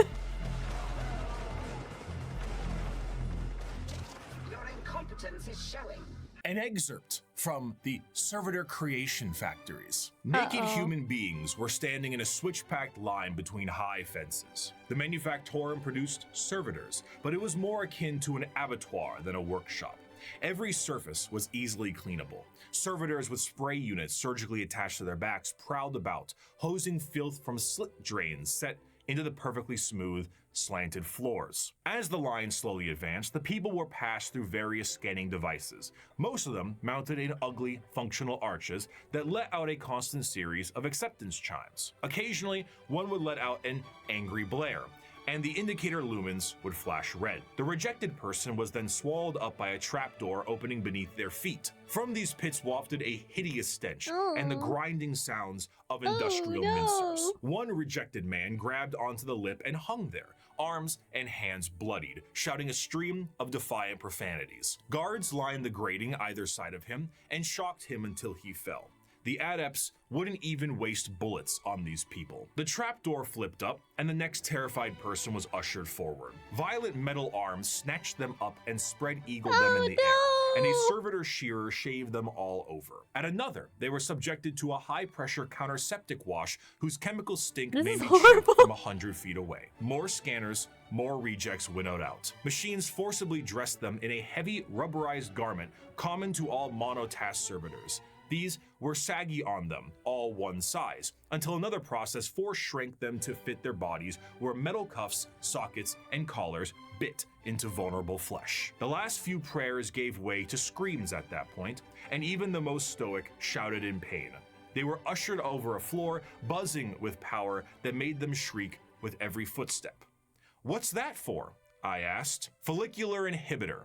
To stop their hair from growing." We're he making said. them bald Freaking forever. sweet, Lois. As for their scientific pursuits, the Mechanicum believed in the bald to find preservation them. of knowledge I like above the all, and AdMech quest less to expand significantly. it. However, as opposed to just innovating and inventing on their own with their vast technological know-how, they believe that it is a form of tech heresy. You see, because of their religious viewpoints on technology itself, they believe that the instruction booklet itself is just as holy as the Lego set it builds, and to innovate on that without the That'll be a running theme. Baldness. proper written knowledge is to go against the divine word of the machine god itself. All knowledge is already in the universe. You simply need to rediscovering it and attempting to invent something to improve upon. Yeah, I feel like that keeps happening. I think that that's the running theme here. I will look at one and see one like cool like thing and I'm like, wow, that's so nice. Oh wow, this is great. And then they turn evil and I'm like, where did it all go wrong? And divinity is so far the only one I can really trust is Zeech. And I know Zeech isn't perfect either, but out of all of them, Zeech is the only one who I can trust. If nobody else got me, Zeech got me. Very heretical. Prior to the Age of Strife, humanity was able to populate the stars with devices known as Standard Template Constructs, or STCs. These devices were, as far as we know, supercomputers with the ability to pull up and detail how to create literally anything a startup colony would need. Essentially, they were devices with the entirety of human technological know-how so that you could make a home away from home. The Mechanicum will not make anything without an STC. Quite literally nothing, because this is the knowledge they seek, and that knowledge is divine. One time, scouts of the Imperial Guard found a functioning STC that provided the schematics on a knife that happened to be a bit lighter and a bit sharper than most other knives. These knives were adopted by 30 Space Marine chapters and were one of the most advanced discoveries of the century. This discovery was so significant that they were each awarded a planet for finding this. A planet for a machine that taught them how to make knives. Due to their religious organization, you can probably guess the Mechanicum are organized in a feudal structure with the highest individuals in power being a part of the priesthood. Cream of the crop being the fabricator general of Mars itself, who serves as a high lord of Terra, but also oversees the entirety of the Mechanicum below. Below them are tech priests that oversee the cult for the quest of knowledge and other more straightforward theocracy. Forge worlds tend to operate slightly more independently, what can cause some power struggles within the Mechanicum, because, you know, despite them all being weird robots, they love being given praise. And despite being the manufacturing end of the Imperium, they do actually have their own military forces. They have the Skitarii Private Army and all their various... You're right, Saya! That's how you know how messed up the universe of Warhammer is. When the only one you can trust is the one whose main, you know, shtick is being a liar and untrustworthy. That's how you know it's bad. 1920s Martian style mechanisms like doom crawlers, Castellan robots, and of course, the Titan Legions. Because nothing is cooler than a robot that towers over buildings. Ultimately, their very dogmatic view on technology as a whole has resulted in any innovation becoming absent, thus causing the Imperium to stagnate as a whole. The lack of ambition to create anything new and the wholesale murder of anyone who even tries leads to things becoming derelict. I grow weary of this flesh I was born into, strangely disgusted by its nature. I crave only the cold, clean certainty of steel and silicon, that I might become one with the blessed machine. I do not expect you to understand, you who cling to your flesh as if it were immortal, seeking only to preserve it, to protect it. One day you will see the folly of your ways, and then no doubt you will come begging to my order to preserve you. After the groundwork had been set unification-wise, it was time to start getting things together for the Emperor's great crusade across the stars to bring humanity under one banner. The Thunder Warriors were a perfect fighting force for unifying Terra and Luna, but the galaxy was a whole different thing. You see... Yeah, this is the actual reason why I kept trying to throw Suzu in here. We're actually already part of the lore. These warriors weren't soldiers in the eyes of the Emperor. They were tools, extremely blunt tools used for the fast conquest of Terra. As the Emperor was concerned, the tools you use at home aren't the same ones you take on a road trip. So the Emperor rid himself of his tools in the exact manner you think he did. And he went forward to crafting a brand new tool. One more mobile, more efficient, and ready for his next era of conquest. They shall be my finest warriors, these men who give of themselves to me. Like clay, I shall mold them, and in the furnace of war forge them. They will be of iron will and steely muscle. In great armor shall I clad them, and with the mightiest guns will they be armed. They will be untouched by plague or disease. No sickness will blight them. They will have tactics, strategies, and machines so that no foe can best them in battle. They will be my bulwark against the terror. Create the ultimate. They are the defenders of humanity. They are my soul. Space Marines! And they shall know no fear. The vastness of the Milky Way galaxy meant that the Emperor needed assistance bringing everyone back to the fold. And who better to do this than himself? But since the technology to be in many places at once does not exist anymore, the Emperor decided that it was time to become a dad, the same way Geppetto did, and with far less care. It is not my son, Arkin. Never mind. None of them are. They are warlords, generals, tools bred to serve a purpose, sons. just as legions were bred to serve a purpose. What a dad. The Primarch Project was started to create charismatic and unique leaders in the Imperial military.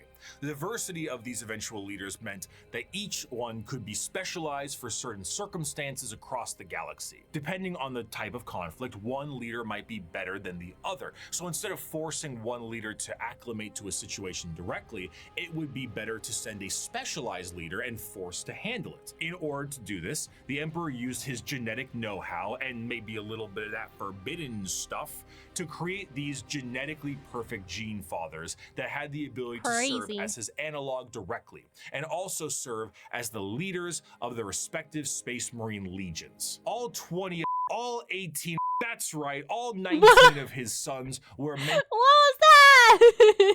Why did you decrease the number? to be directly molded by the Emperor himself, despite their genetic differences. And they go as follows in order. Lionel Johnson, Fulgrim, Percherabo, Jagatai Khan, Lehman Russ, Rogel Dorn, Conrad Kurz, Sanguinius, Ferris Manus, Angron, Robute Gilliman, Mortarion, Magnus the Red, Horus Lupercal, Lorgar Aurelian, Vulcan, Corvus Corax, and Alfarius Corvus and is Corey's favorite. Vulcan, Corvus Corax. This guy, that's Corey coded. He's Corey coded. She would like this guy. This one.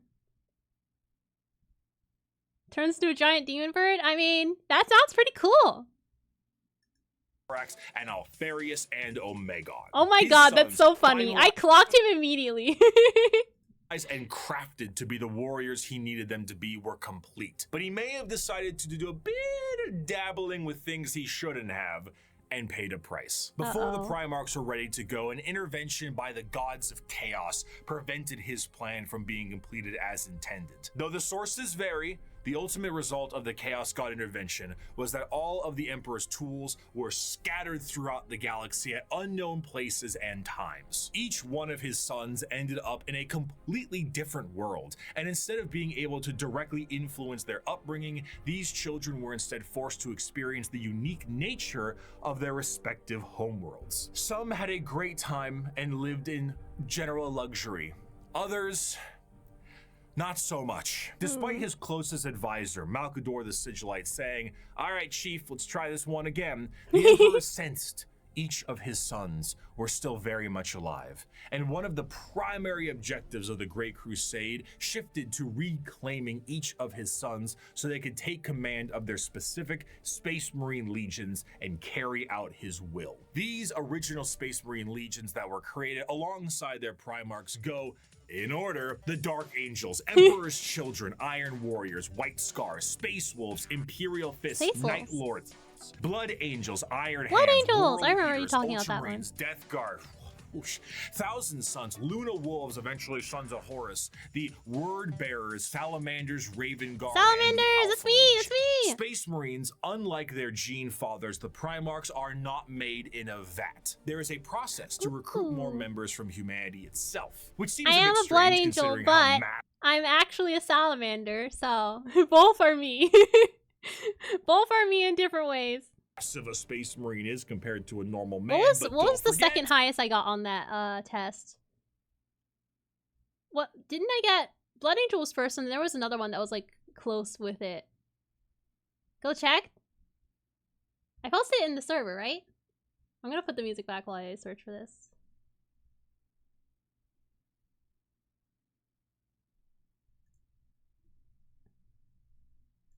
It was Blood Angel and Salamander? I thought that's what it was. Let me look for it real quick. Brief intermission. Why search for... Where would I have put this? Let's see. Oh, it was? Okay, okay. So I am almost both. 93. That's pretty amazing. Oh, there it is. Because we all did it. That was the first one. Where's mine? Yeah. Oh my god, wait, they were tied! So I had both! Whoa! That's so cool! Actually, you know what? This is 10 relevant, so I'm gonna...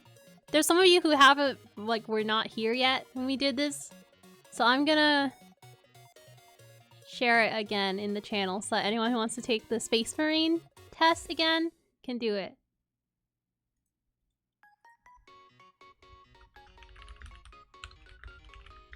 Sharing this again for anyone who didn't take it before, since we're looking at Warhammer lore again. Alright. Alright, now it's time to go back. It's lock-in time. The Emperor is really good with genetics. Less good with anesthetic, however. These prospects are recruited across humanity from various reasons and methods, and are generally killed during that process. But sometimes they aren't, and they are able to go through more and more of the actual training to assess certain traits that are important and relevant to being a Space Marine. Most of the time, the common factor is a pure, unrelenting willingness to kill the enemies of the Imperium. After going through psychological screening, the prospect, now called a neophyte, goes under the knife to become a Space Marine. And here is a quick list of all the cool new stuff they get genuinely shoved into their bodies. A secondary heart, an organ that makes your bones grow, an organ that makes your muscles big, an implant that makes your blood stronger, a little organ that turns your white blood cells into side effects does this come with? A brain implant that allows you to sleep while being awake, a pre-stomach that allows you to digest literally anything, a spinal implant that allows you to absorb the genetic memories of what you eat, bigger and better lungs that can let you breathe underwater, an implant that gives you stronger eyes, new ears that keep you from being dizzy, a brain implant that lets you go into suspended animation if you're in a bad shape, skin that acts like transition glasses, I almost got it in one take, a brand new kidney, the ability to taste the air and find enemies like a bloodhound, special coating on your skin want the permanent space sunscreen. The ability to spit acid, a gland that allows you to absorb the unique genetic makeup from the gene seed in the first place, and a straight up carapace that allows the Space Marine to interface with their power armor directly. Quite often, these are put inside of you at dubious levels of mental alertness and dubious levels of anesthetic. After a more generalized indoctrination into the faith of the Imperium and a bit more training and other important manners, can I just have only the sunscreen? Welcomed as a fully fledged Space Marine. A Space Marine is quite literally a walking tank that is armed to the teeth. Two of the more iconic weapons held by a Space Marine are their bolt gun, which fires explosive shells the size of soda cans, and a chain sword, which is... The Space Marine is clad in a colorful carapace known as power armor, crafted from extremely heavy and durable ceramite. The power armor of a Space Marine protects him from any terrors he may face, be it the void of space itself to an inhospitable atmosphere. This armor, combined almost biologically with an already massive physique, makes the Space Marine an almost unstoppable fighting force. And hell, if the armor doesn't protect them enough, they can always become a walking coffin like the dreadnoughts of the chapters are. What truly adds to it all, however, is the sheer difference in some of them. While a Space Marine in its own right is an indoctrinated freight train on legs, how they act can be quite different from chapter to chapter. The gene seed of a Primarch is not just helping them become big and strong, but allows them to gain certain traits from their forefathers. Everything from how they think to even slightly adjusting their physical appearance once it's been implanted. The gene seed can be the personality of an entire Space Marine. Take the Salamanders,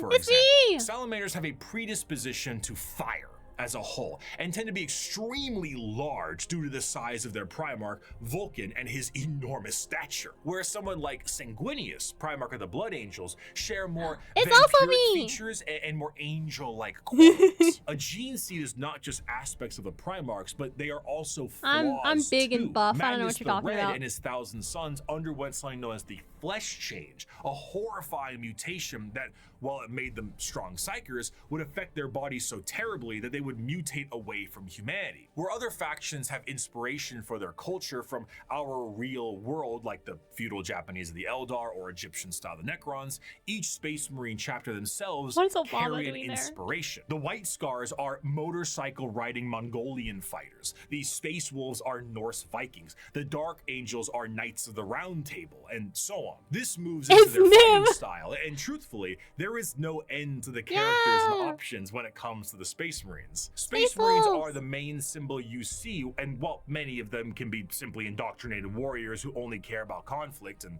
can be quite boring, then you meet Dante, or Bjorn, or Argel Tal, or Karn, or Lucius, or Erebus. And then you discover the wealth of these characters and tools of war you can have. For 1,100 years, I have fought and I have seen the darkness in our galaxy. I have seen the vileness of the alien and the heresy Thank you of for the mutant. raid, Jay! I have witnessed the sin of Let me pause real quick. Thank you for the raid. Oh my god! Thank you for the raid, Jumpin' Jack!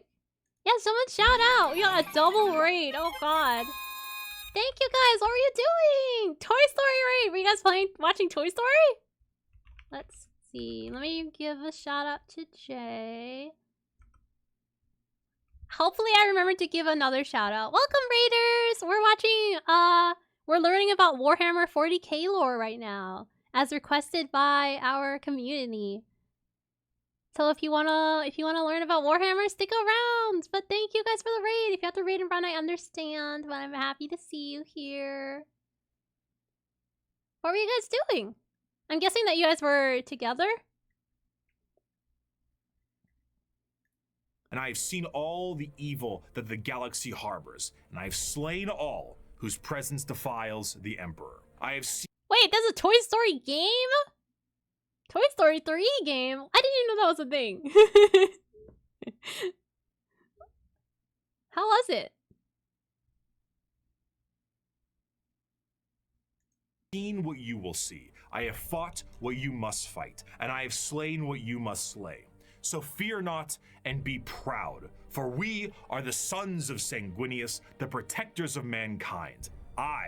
We are indeed the Angels of Death. Despite being the poster children for Warhammer 40k as a whole, the presence of a Space Marine is a rare sight for the countless trillions of humans across the galaxy. Seeing one of these monstrosities is like seeing something akin to an angel sent by the Emperor himself. These Angels of Death are the essential fighting force to bring humanity back under the unified banner of the Imperium. Yet ultimately, the Space Marines are individuals torn from their families and conscripted to genetic modification and lifelong service for the dying Imperium. Oh, no. And though they are held in an almost holy light, most believe they are above and beyond the people they are designed to serve. Once designed as the protectors of humanity, they seldom view humanity as something worth saving, to the extent that it is a tiny, minute rarity, though not unheard of, for a Space Marine to put a normal citizen above them in any way. For most Space Marines and even their Primarchs, they are only here to do a job. They are there to kill the enemies of humanity, and I would be remiss if I didn't add at least one more of my favorite quotes to the tail end of this section. "The time for speeches is done," said Rogel Dorn. "The first great test is here. My order to you all is simple, yet heed it well, and exert yourselves to see it done. They are coming. Kill them all." No. While the Space Marines are the spearhead of the Imperium's Great Crusade and also a major player in its warfare, there is a significant amount of importance that must be taken on their transport. What sci-fi universe would be complete without its navy? When you think of the navy or ships on the open sea, you think of something that is sleek, something mobile, and something pretty big. For perspective, the longest self-propelled ship in history was the TTC Wise Giant, an oil tanker that was about 458 meters long or over about 1,500 feet. This right here is child's play in the world of 40k ships. A ship that is considered to be an escort vessel in the Imperium is about 3 times the size of a sea-wise giant, and the size of the ships only go up from there. Your most common ships are the cruisers. The light cruiser tends to average at about 2 kilometers long, or just over a mile in length, where the Dictator class cruisers can be over 3 kilometers or 2 miles in length. Wow. The largest ships are your battleships, and they are tremendous. We're talking 5-mile long, half a mile high monstrosities that look like gigantic Gothic cathedrals and filled to the brim with weaponry. And I like the ship designs. They're cool.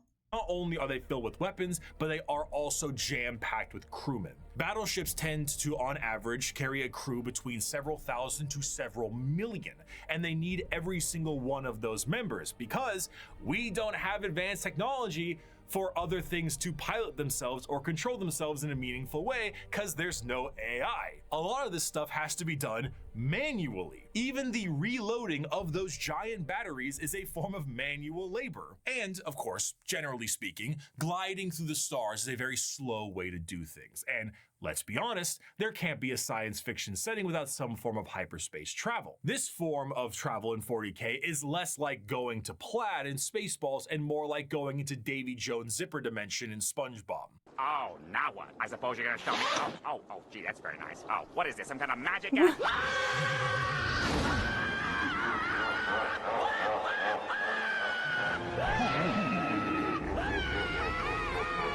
This is because it utilizes the immaterial warp to do so. Warp travel is handled by a navigator, which is an abhuman. It's a mutated human, don't worry about it. And they have a gene that gives them a third eye and the ability to help steer the ship through the warp, which, as we know, is hell itself and unreality. Now, this might sound exceptionally dangerous, and that's because it is. Now, the ship does have protection in the form of a Geller field, though. Originally, I assumed the Geller field is what you think it is, a large force field stopping all manner of horrible things, like demons from the warp tearing apart your ship. How wrong I was, though. So space travel through the warp basically involves riding on the Sea of Souls. Hell is real and you can surf on it. So you allow the current to carry you. Yeah, that's where we're going on vacation, guys. But how can a current of souls and unreality carry you when it doesn't obey the laws of physics, time, or, again, reality? What a Geller field is not a force field, but a comatose imperial psyker dreaming of reality. It is not a bubble. It is a force of reality being projected by mutant Sleeping Beauty to counteract the unreality of the warp that you can then surf on. This, okay, that's actually that's so loopy. That's cool. Of course, is not a foolproof method of travel, and Geller fields can and do collapse fairly regularly. Being subjected to the warp itself without this Geller field is a terrifying prospect. In the best case scenario, your ship will be torn to shreds, but there are countless instances of ships being thrown out of the warp randomly throughout time itself. You leave for a 2-day mission and you come back 90 years in the past. Maybe you feel like you're lost in the warp for a century and it's only been 45 minutes. And that is only if the waves of souls don't rip your ship apart or have demons arrive on it to do unspeakable things to the crew. The Imperial Navy is an astronomically powerful force for the Imperium because the sheer volume of ships and guns on those ships create firepower that can sunder planets. This is all juxtaposed with the sheer backwater nature of these ships. While they are manned by crews of zealots, they are also operated with such a backwater tech, it completely confuses the reader. You see the long batteries of portside cannons that the ship has, and remember that AI is heresy in this world and that all the mechanics are utilized by lobotomized slaves. So how do they load these? Well, they have gun gangs, massive gangs of hundreds of people manually loading these cannons. These are genuine gun loader gangs. I don't know if I like these ships anymore, guys. I don't know about these ships anymore.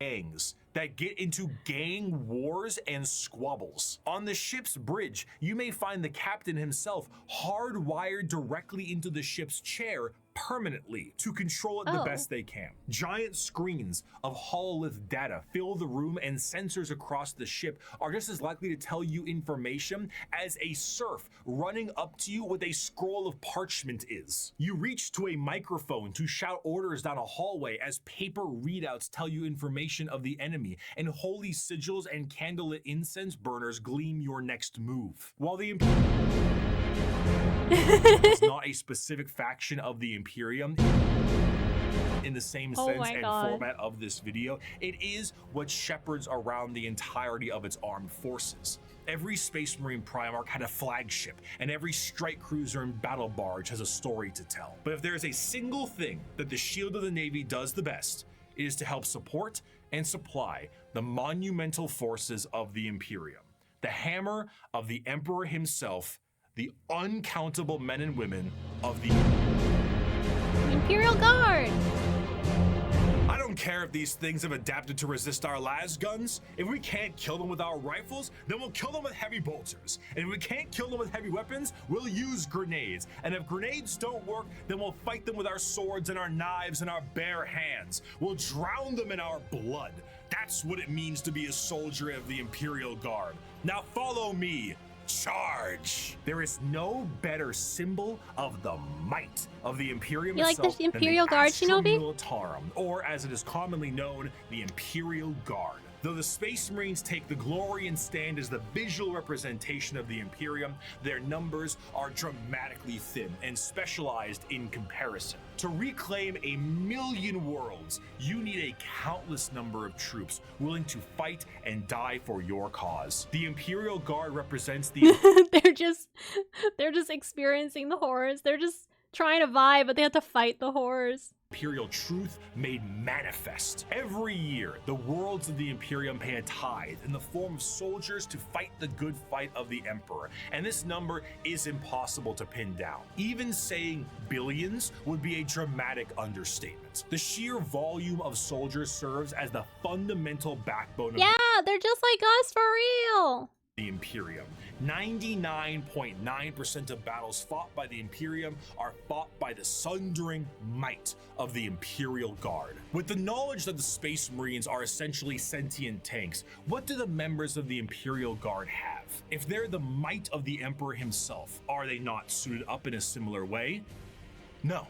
Not really. No fancy suits, no biological enhancements, and basically no expectation to live. Once a regiment of guard are activated, they are sent directly into battle with almost no expectations that they will survive. This is because, despite their training, their incredibly powerful armor, and extremely strong weapons that would crush any army of the modern day, they are so hopelessly outmatched to the things they will face. Sending a member of the guard is throwing a rock at a nuclear bomb. However, where they lack in advancement, they make up for in sheer numbers, and their overwhelming force can be the difference maker in any deployment they face. Quantity is a quality all its own.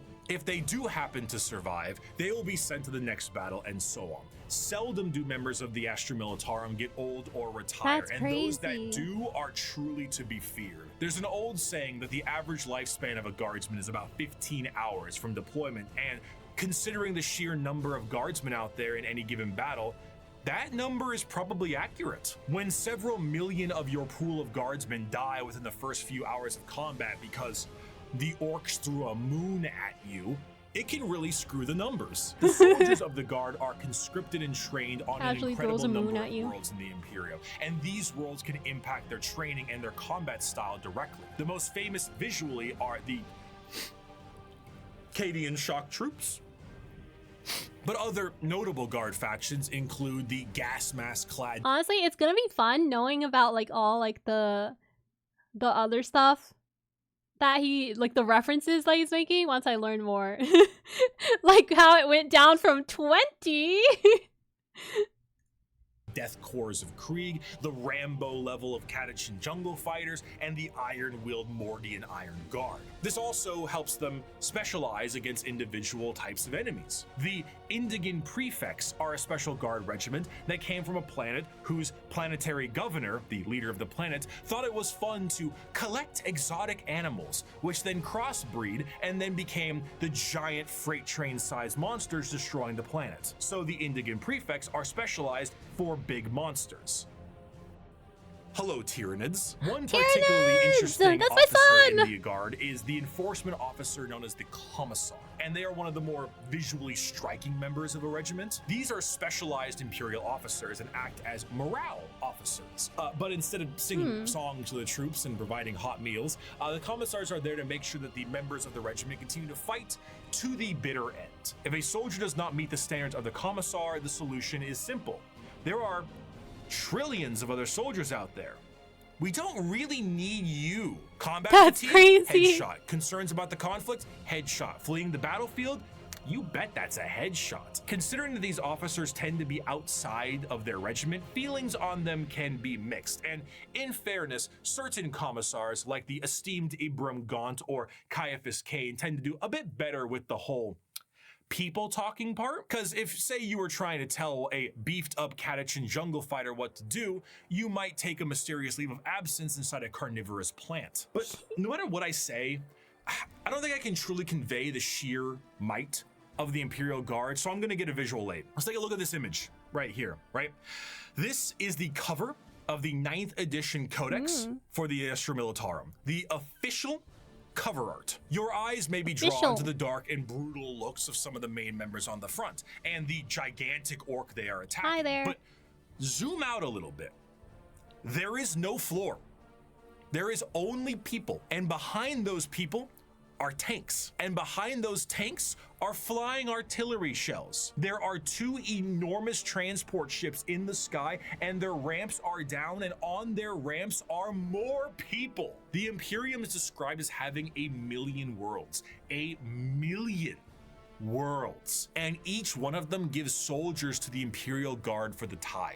On a given battlefield, in a given fight, foot soldiers number in the millions, tanks in the tens of thousands, and you have enough artillery to turn the night sky day. You have walkers and APCs and aircraft and horse cavalry and tanks the size of apartment buildings. You have drop troops and spec ops and rattling snipers and gigantic ogrids that can't count to 4, but they can turn you into 4 pieces, and it just doesn't end. Humanity is a horde army, but instead of a horde of bugs or rampaging orcs, it's a living wall of guns. At the end of the day, though he's been ferried through hell on a ship that's 10,000 years old to some godforsaken war-torn rock, though he deployed from high orbit with nothing but a grav chute, though he is one of 10 million men and women snatched from his homeworld to fight a war he barely understands, though he has been given a weapon that fires small suns and may annihilate him as he fires because the knowledge of how it functions has been lost, though his company is supported by tractor tanks that run on anything you can burn, though he wages war against the devouring hive mind, ravenous demons and hordes of hyper-advanced aliens with strange technologies and sorceries he never dreamed existed. No one will remember his sacrifice. There will be no records of his deeds, no glorious parades in his honor, and no remembrance of his name. Oh man. All he will earn is a shallow, unmarked grave on a forgotten world untold light years from home. Yet for all this thankless sacrifice, a guardsman is a man, just like you.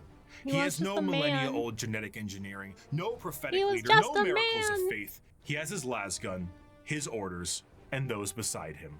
He is the Imperial Guard, and he will hold the line. In the end, the Astra Militarum, despite fighting for the honor of the Imperium, are their own form of a massive horde army where individuality does not matter. They are merely numbers to the Imperium, and the vast majority of the conflicts they are sent to are attrition-based battles that gain virtually no ground while countless millions die. Yet this makes them the most human. For the Imperial Guard contains normal people, people who are happy and sad, people who laugh and love, and in there are stories, because there is strength in facing the horrors of the universe head on with nothing but a rifle in your hands and a prayer on your lips. Armed with an innumerable amount of Imperial soldiers and Space Marines, the Navy begins its great crusade into the stars to rescue the stranded Primarchs and reunite them to their legions. But the biggest question needed to be asked was, what would they find?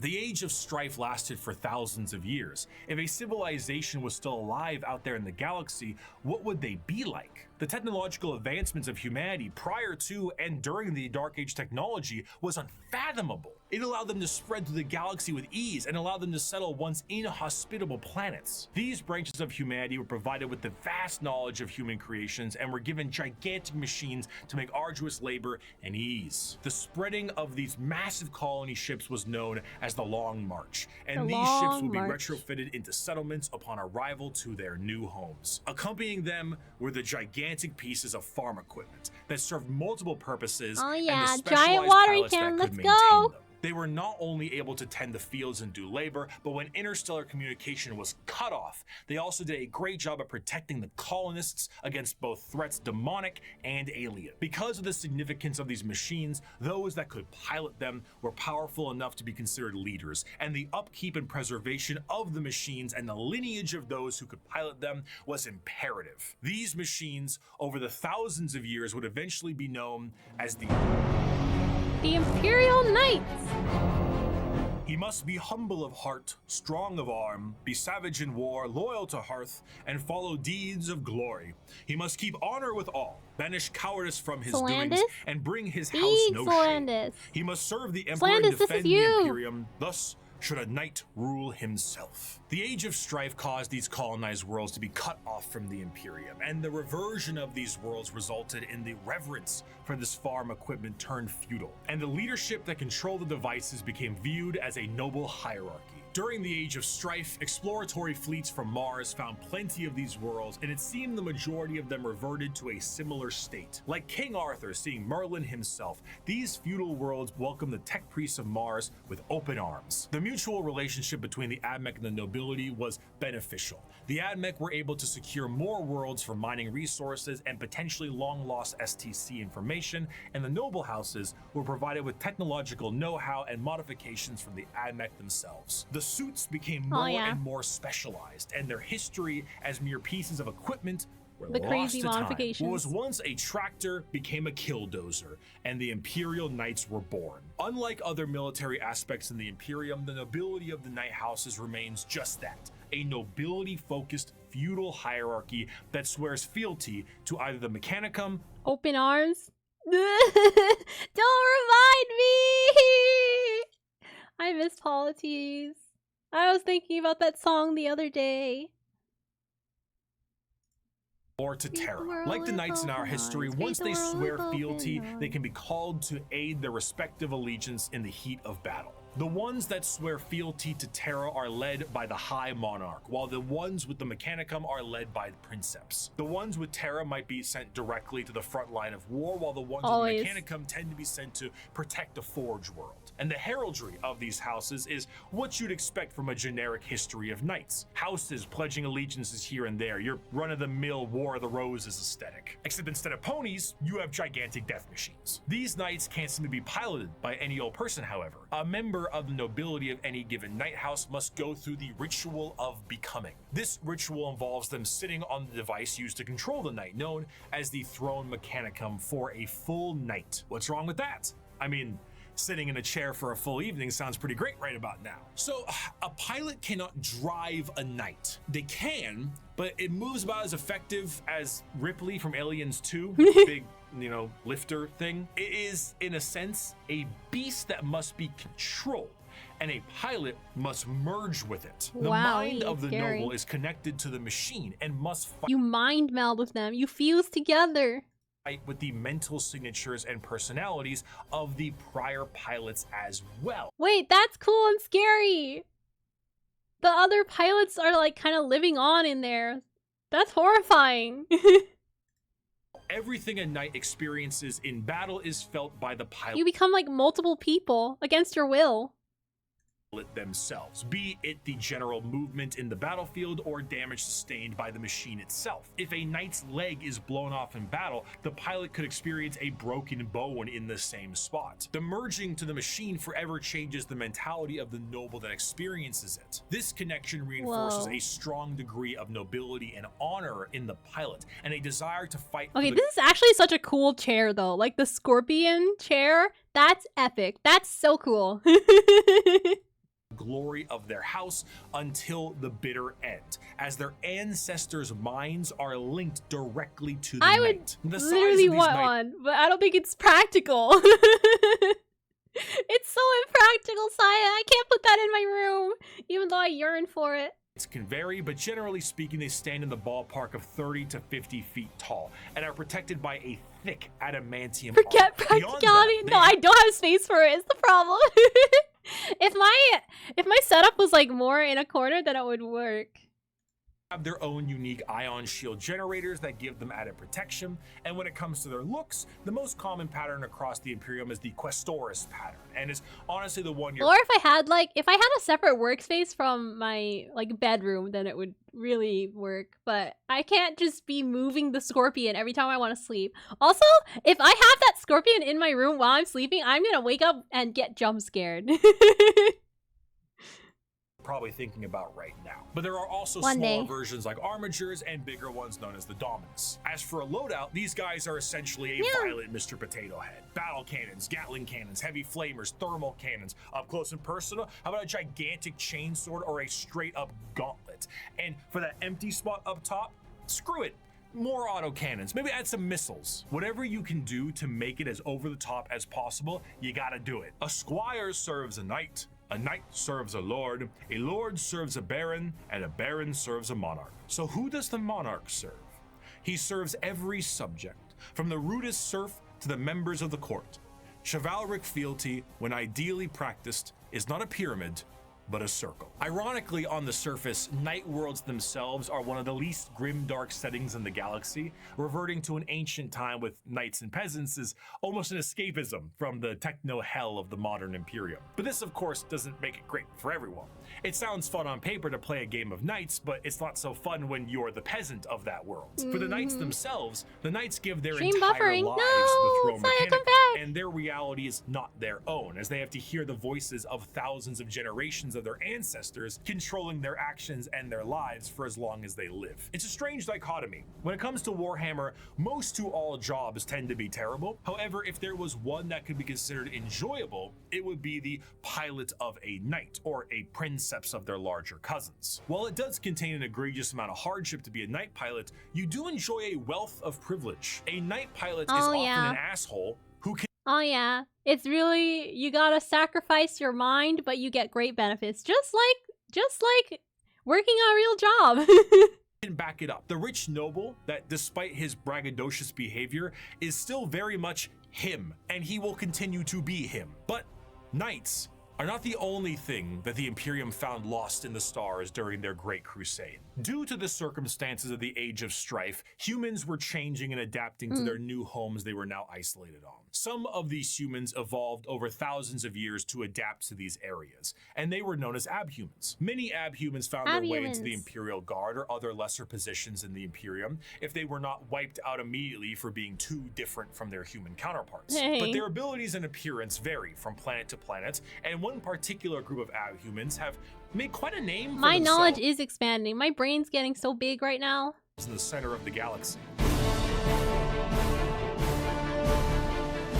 The origins of what will be known as the kin start at some point during the Dark Age technology, where You their have the ancestors minis, left a wow. planet that is very much Terra and went to the galactic core to mine it of its resources. They brought along with them everything that they would need for a long-term stay, most important of which were the incredible AI-based supercomputers, be it guidance, technical or philosophical, schematics, or the ability to upload the memories of a deceased explorer to gather information from them. These computers became an essential part of their everyday life, especially considering that the galactic core is one of the most inhospitable places in the galaxy. It is an exceptionally star-dense location, full of abnormalities, black holes, and sentient hostile nebula. Whatever that last part means, it is not a safe and easy easy place to make a living, and this only got worse thanks to the warp storms during the Age of Strife. In order to adapt to this area, these travelers perfected a genetic makeup that made their future clones to be more adept to the area. These future clones would be shorter and more robust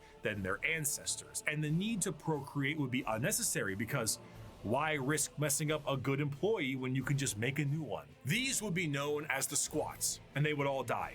No. Except for when they didn't. And now they are known by a different name. Most void-faring races have at least one cautionary tale of foolish explorers vanishing amidst its blazing stellar nurseries and strange anomalies.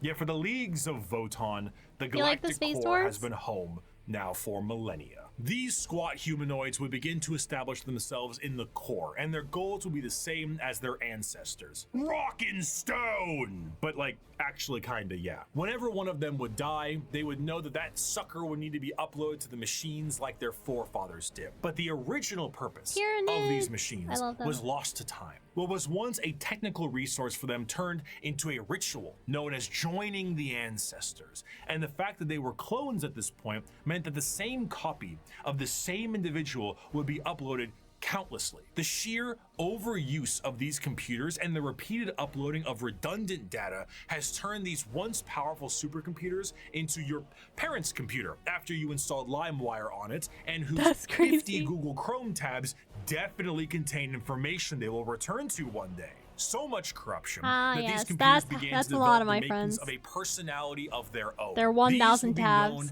as the Voton, and the kin, this dwarf-like abhuman of humanity, would revere them. The Voton still operate to this day, but the volume of corruption have made anything outside of their very basic functions highly unpredictable. They may not answer a question for centuries at a time, and if they do provide an answer or data, it has become so corrupted and so incongruent that it takes a literal kin wizard to comprehend it. The kin, much like the dwarves of fantasy, exist nowadays as a mercantile species that constantly work to mine and manufacture. However, their capitalistic desires are dangerous. The biggest crimes a kin can face are being lazy, unproductive, and breaking a contract. Stellar conflicts have broken out over hundreds of years due to the breaking of a deal. So if you signed a contract with a kin, you best stick to it. Because of this, the kin have been known to interact with other species in a fairly common manner. This includes humanity, who have met various members of the kin multiple times, but constantly considered them to be all a different species. Famously, the Imperium noted that the kin they referred to as the squats were their own species and were wiped out by the Tyranids. Little did they know, they were still around. The kin are acutely aware of two things. The first is that the humans of the Imperium are deeply terrified of technology,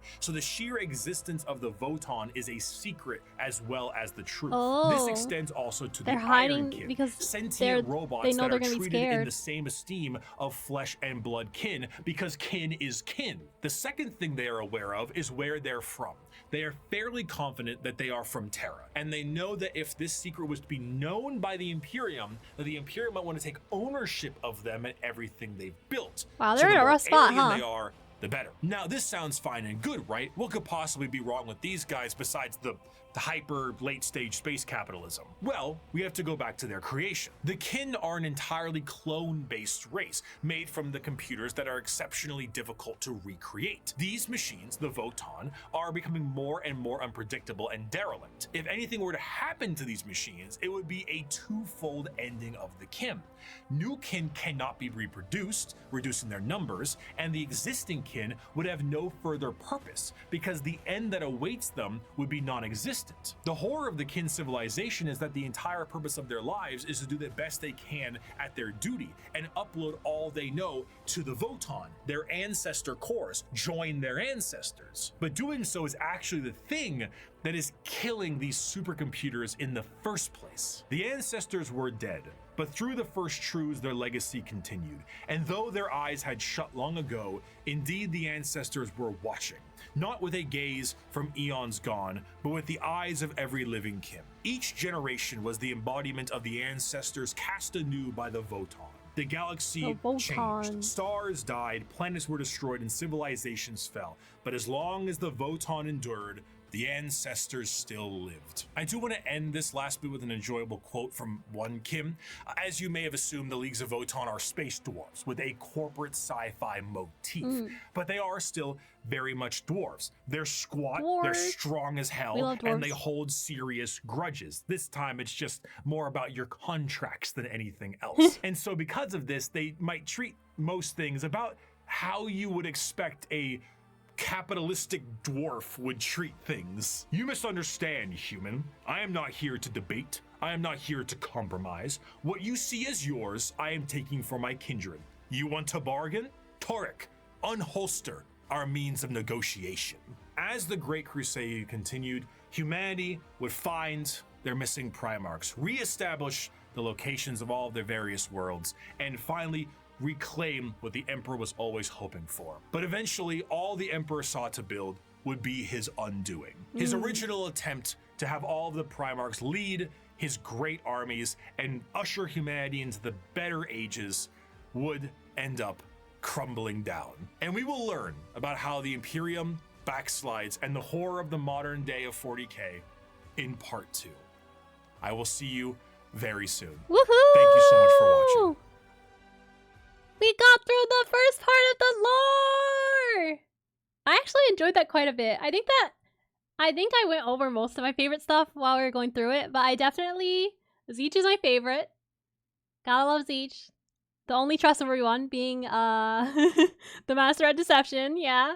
Normal choice. I didn't really enjoy the last bits explaining like all the different like types of, where are they? The knights, the Imperial Guard and stuff. I like the ships. The ships are cool. I like their designs. I only like their designs. So many names. I'm gonna have to remember all of them. Also, Nurgle? Is that the one? The other one that I like? I don't know if that's the right name. I'm scrolling out so I can see. Yeah, Nurgle! Nurgle's my second favorite. I like the concept behind them all though. It's pretty cool. Definitely I enjoyed the part where they talked about the gods more than anything. Also the warp. That part is cool too. I like how like the warp is put together, and then the way that they made the technology to try to go through it was like just projecting yourself into a fake reality because you have to resist the truth of it. It's kind of cool. Yeah, I think that makes sense too. That's probably an easier way to learn about it than like consuming all of the information about it. Yeah.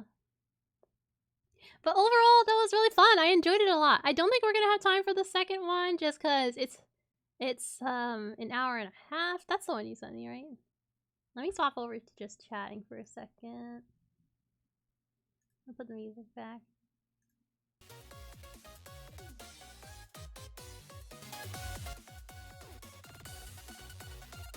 Woohoo! I do want to play Rogue Trader eventually. Yeah, the next video is an hour and a half, so I'm not gonna have time to get through it. So I will stop here, and I think that's better for me because I need to take in this information at small doses or I will get overwhelmed so easily. Let me give a shout out to Jumpin' Jack because I completely forgot.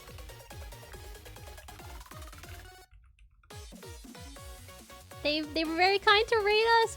Jack and J-Sonic rated us, and that was very, very kind of them. Definitely go check them out.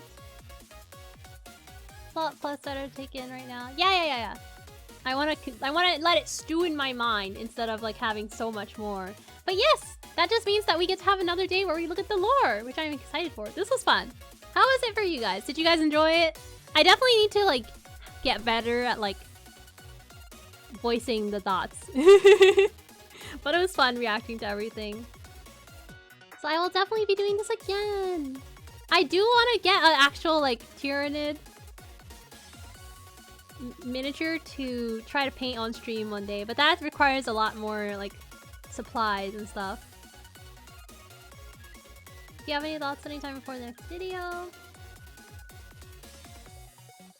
Okay.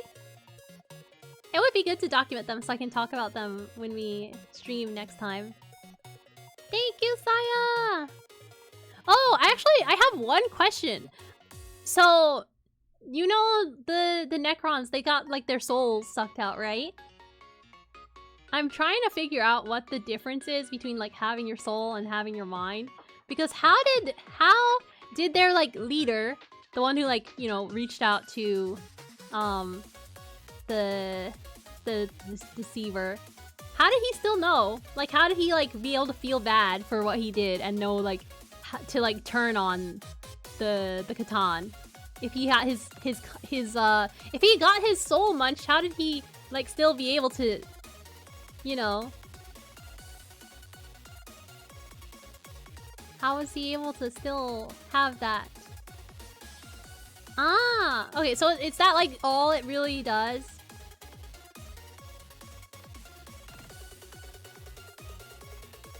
That's like the only thing that like confused me about it. Okay, so you're like very aware of your lack of soul, and it just makes you feel really horrible. But you can still think about stuff, unless... So the only thing that was different about the other guys is that they were mind controlled, and he wasn't mind controlled, but he still had the emptiness and stuff.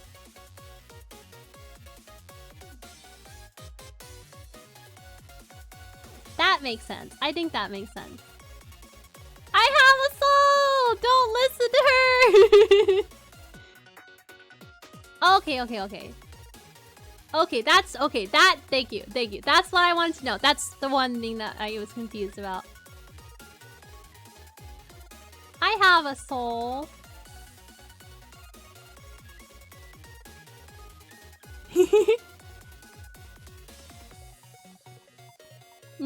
Not free will, just freedom.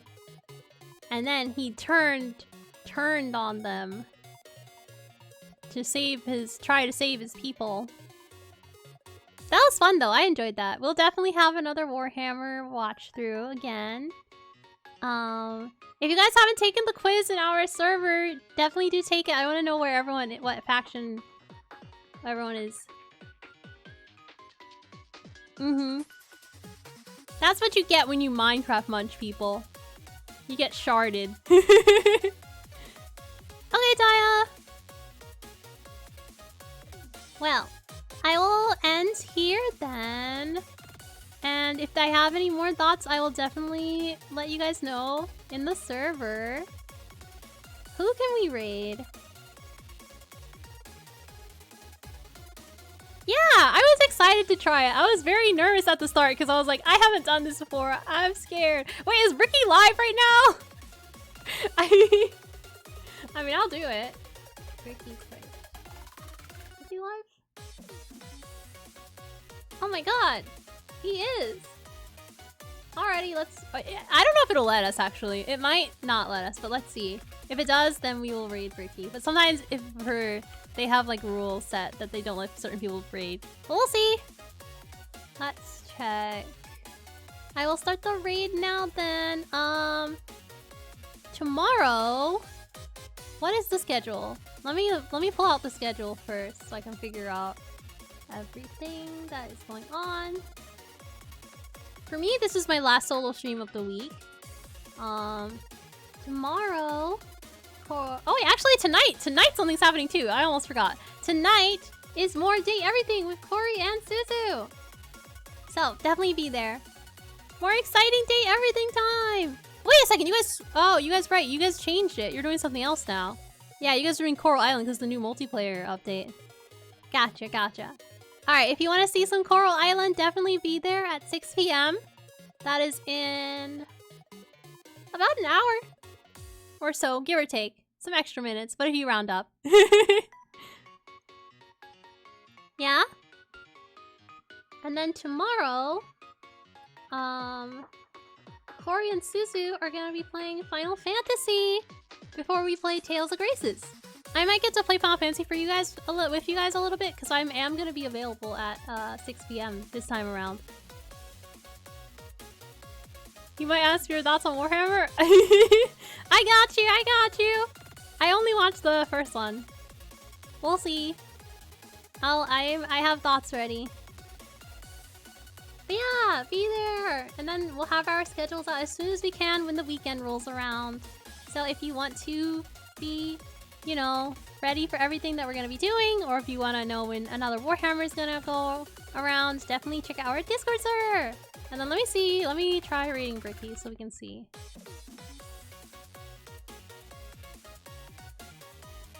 I am so excited for the next one. I want to see my son. Oh no, we can't raid him. I was afraid that was gonna happen. No raid. That's tragic. It says his settings do not allow. It's okay. It's the thought that counts. But everyone definitely go follow. Oh yeah. Alright, let's go see Corey. So that you guys can camp out there. Wait, is it someone else? Oh, Ruri! Okay. Ruri time! Yeah. Alright, guys. The raid has been started. Go say hi to Ruri and send her your love. Thank you guys for trying this new thing with me. It was a lot more fun than... Like, it was fun. I knew it was gonna be fun, but it was fun and not scary. So I'm excited to do more of you guys too. And I will see you guys tomorrow for some more time. But in the meantime, go say hi to Ruri. Take care of yourselves, everyone. And I will see you on Liza later.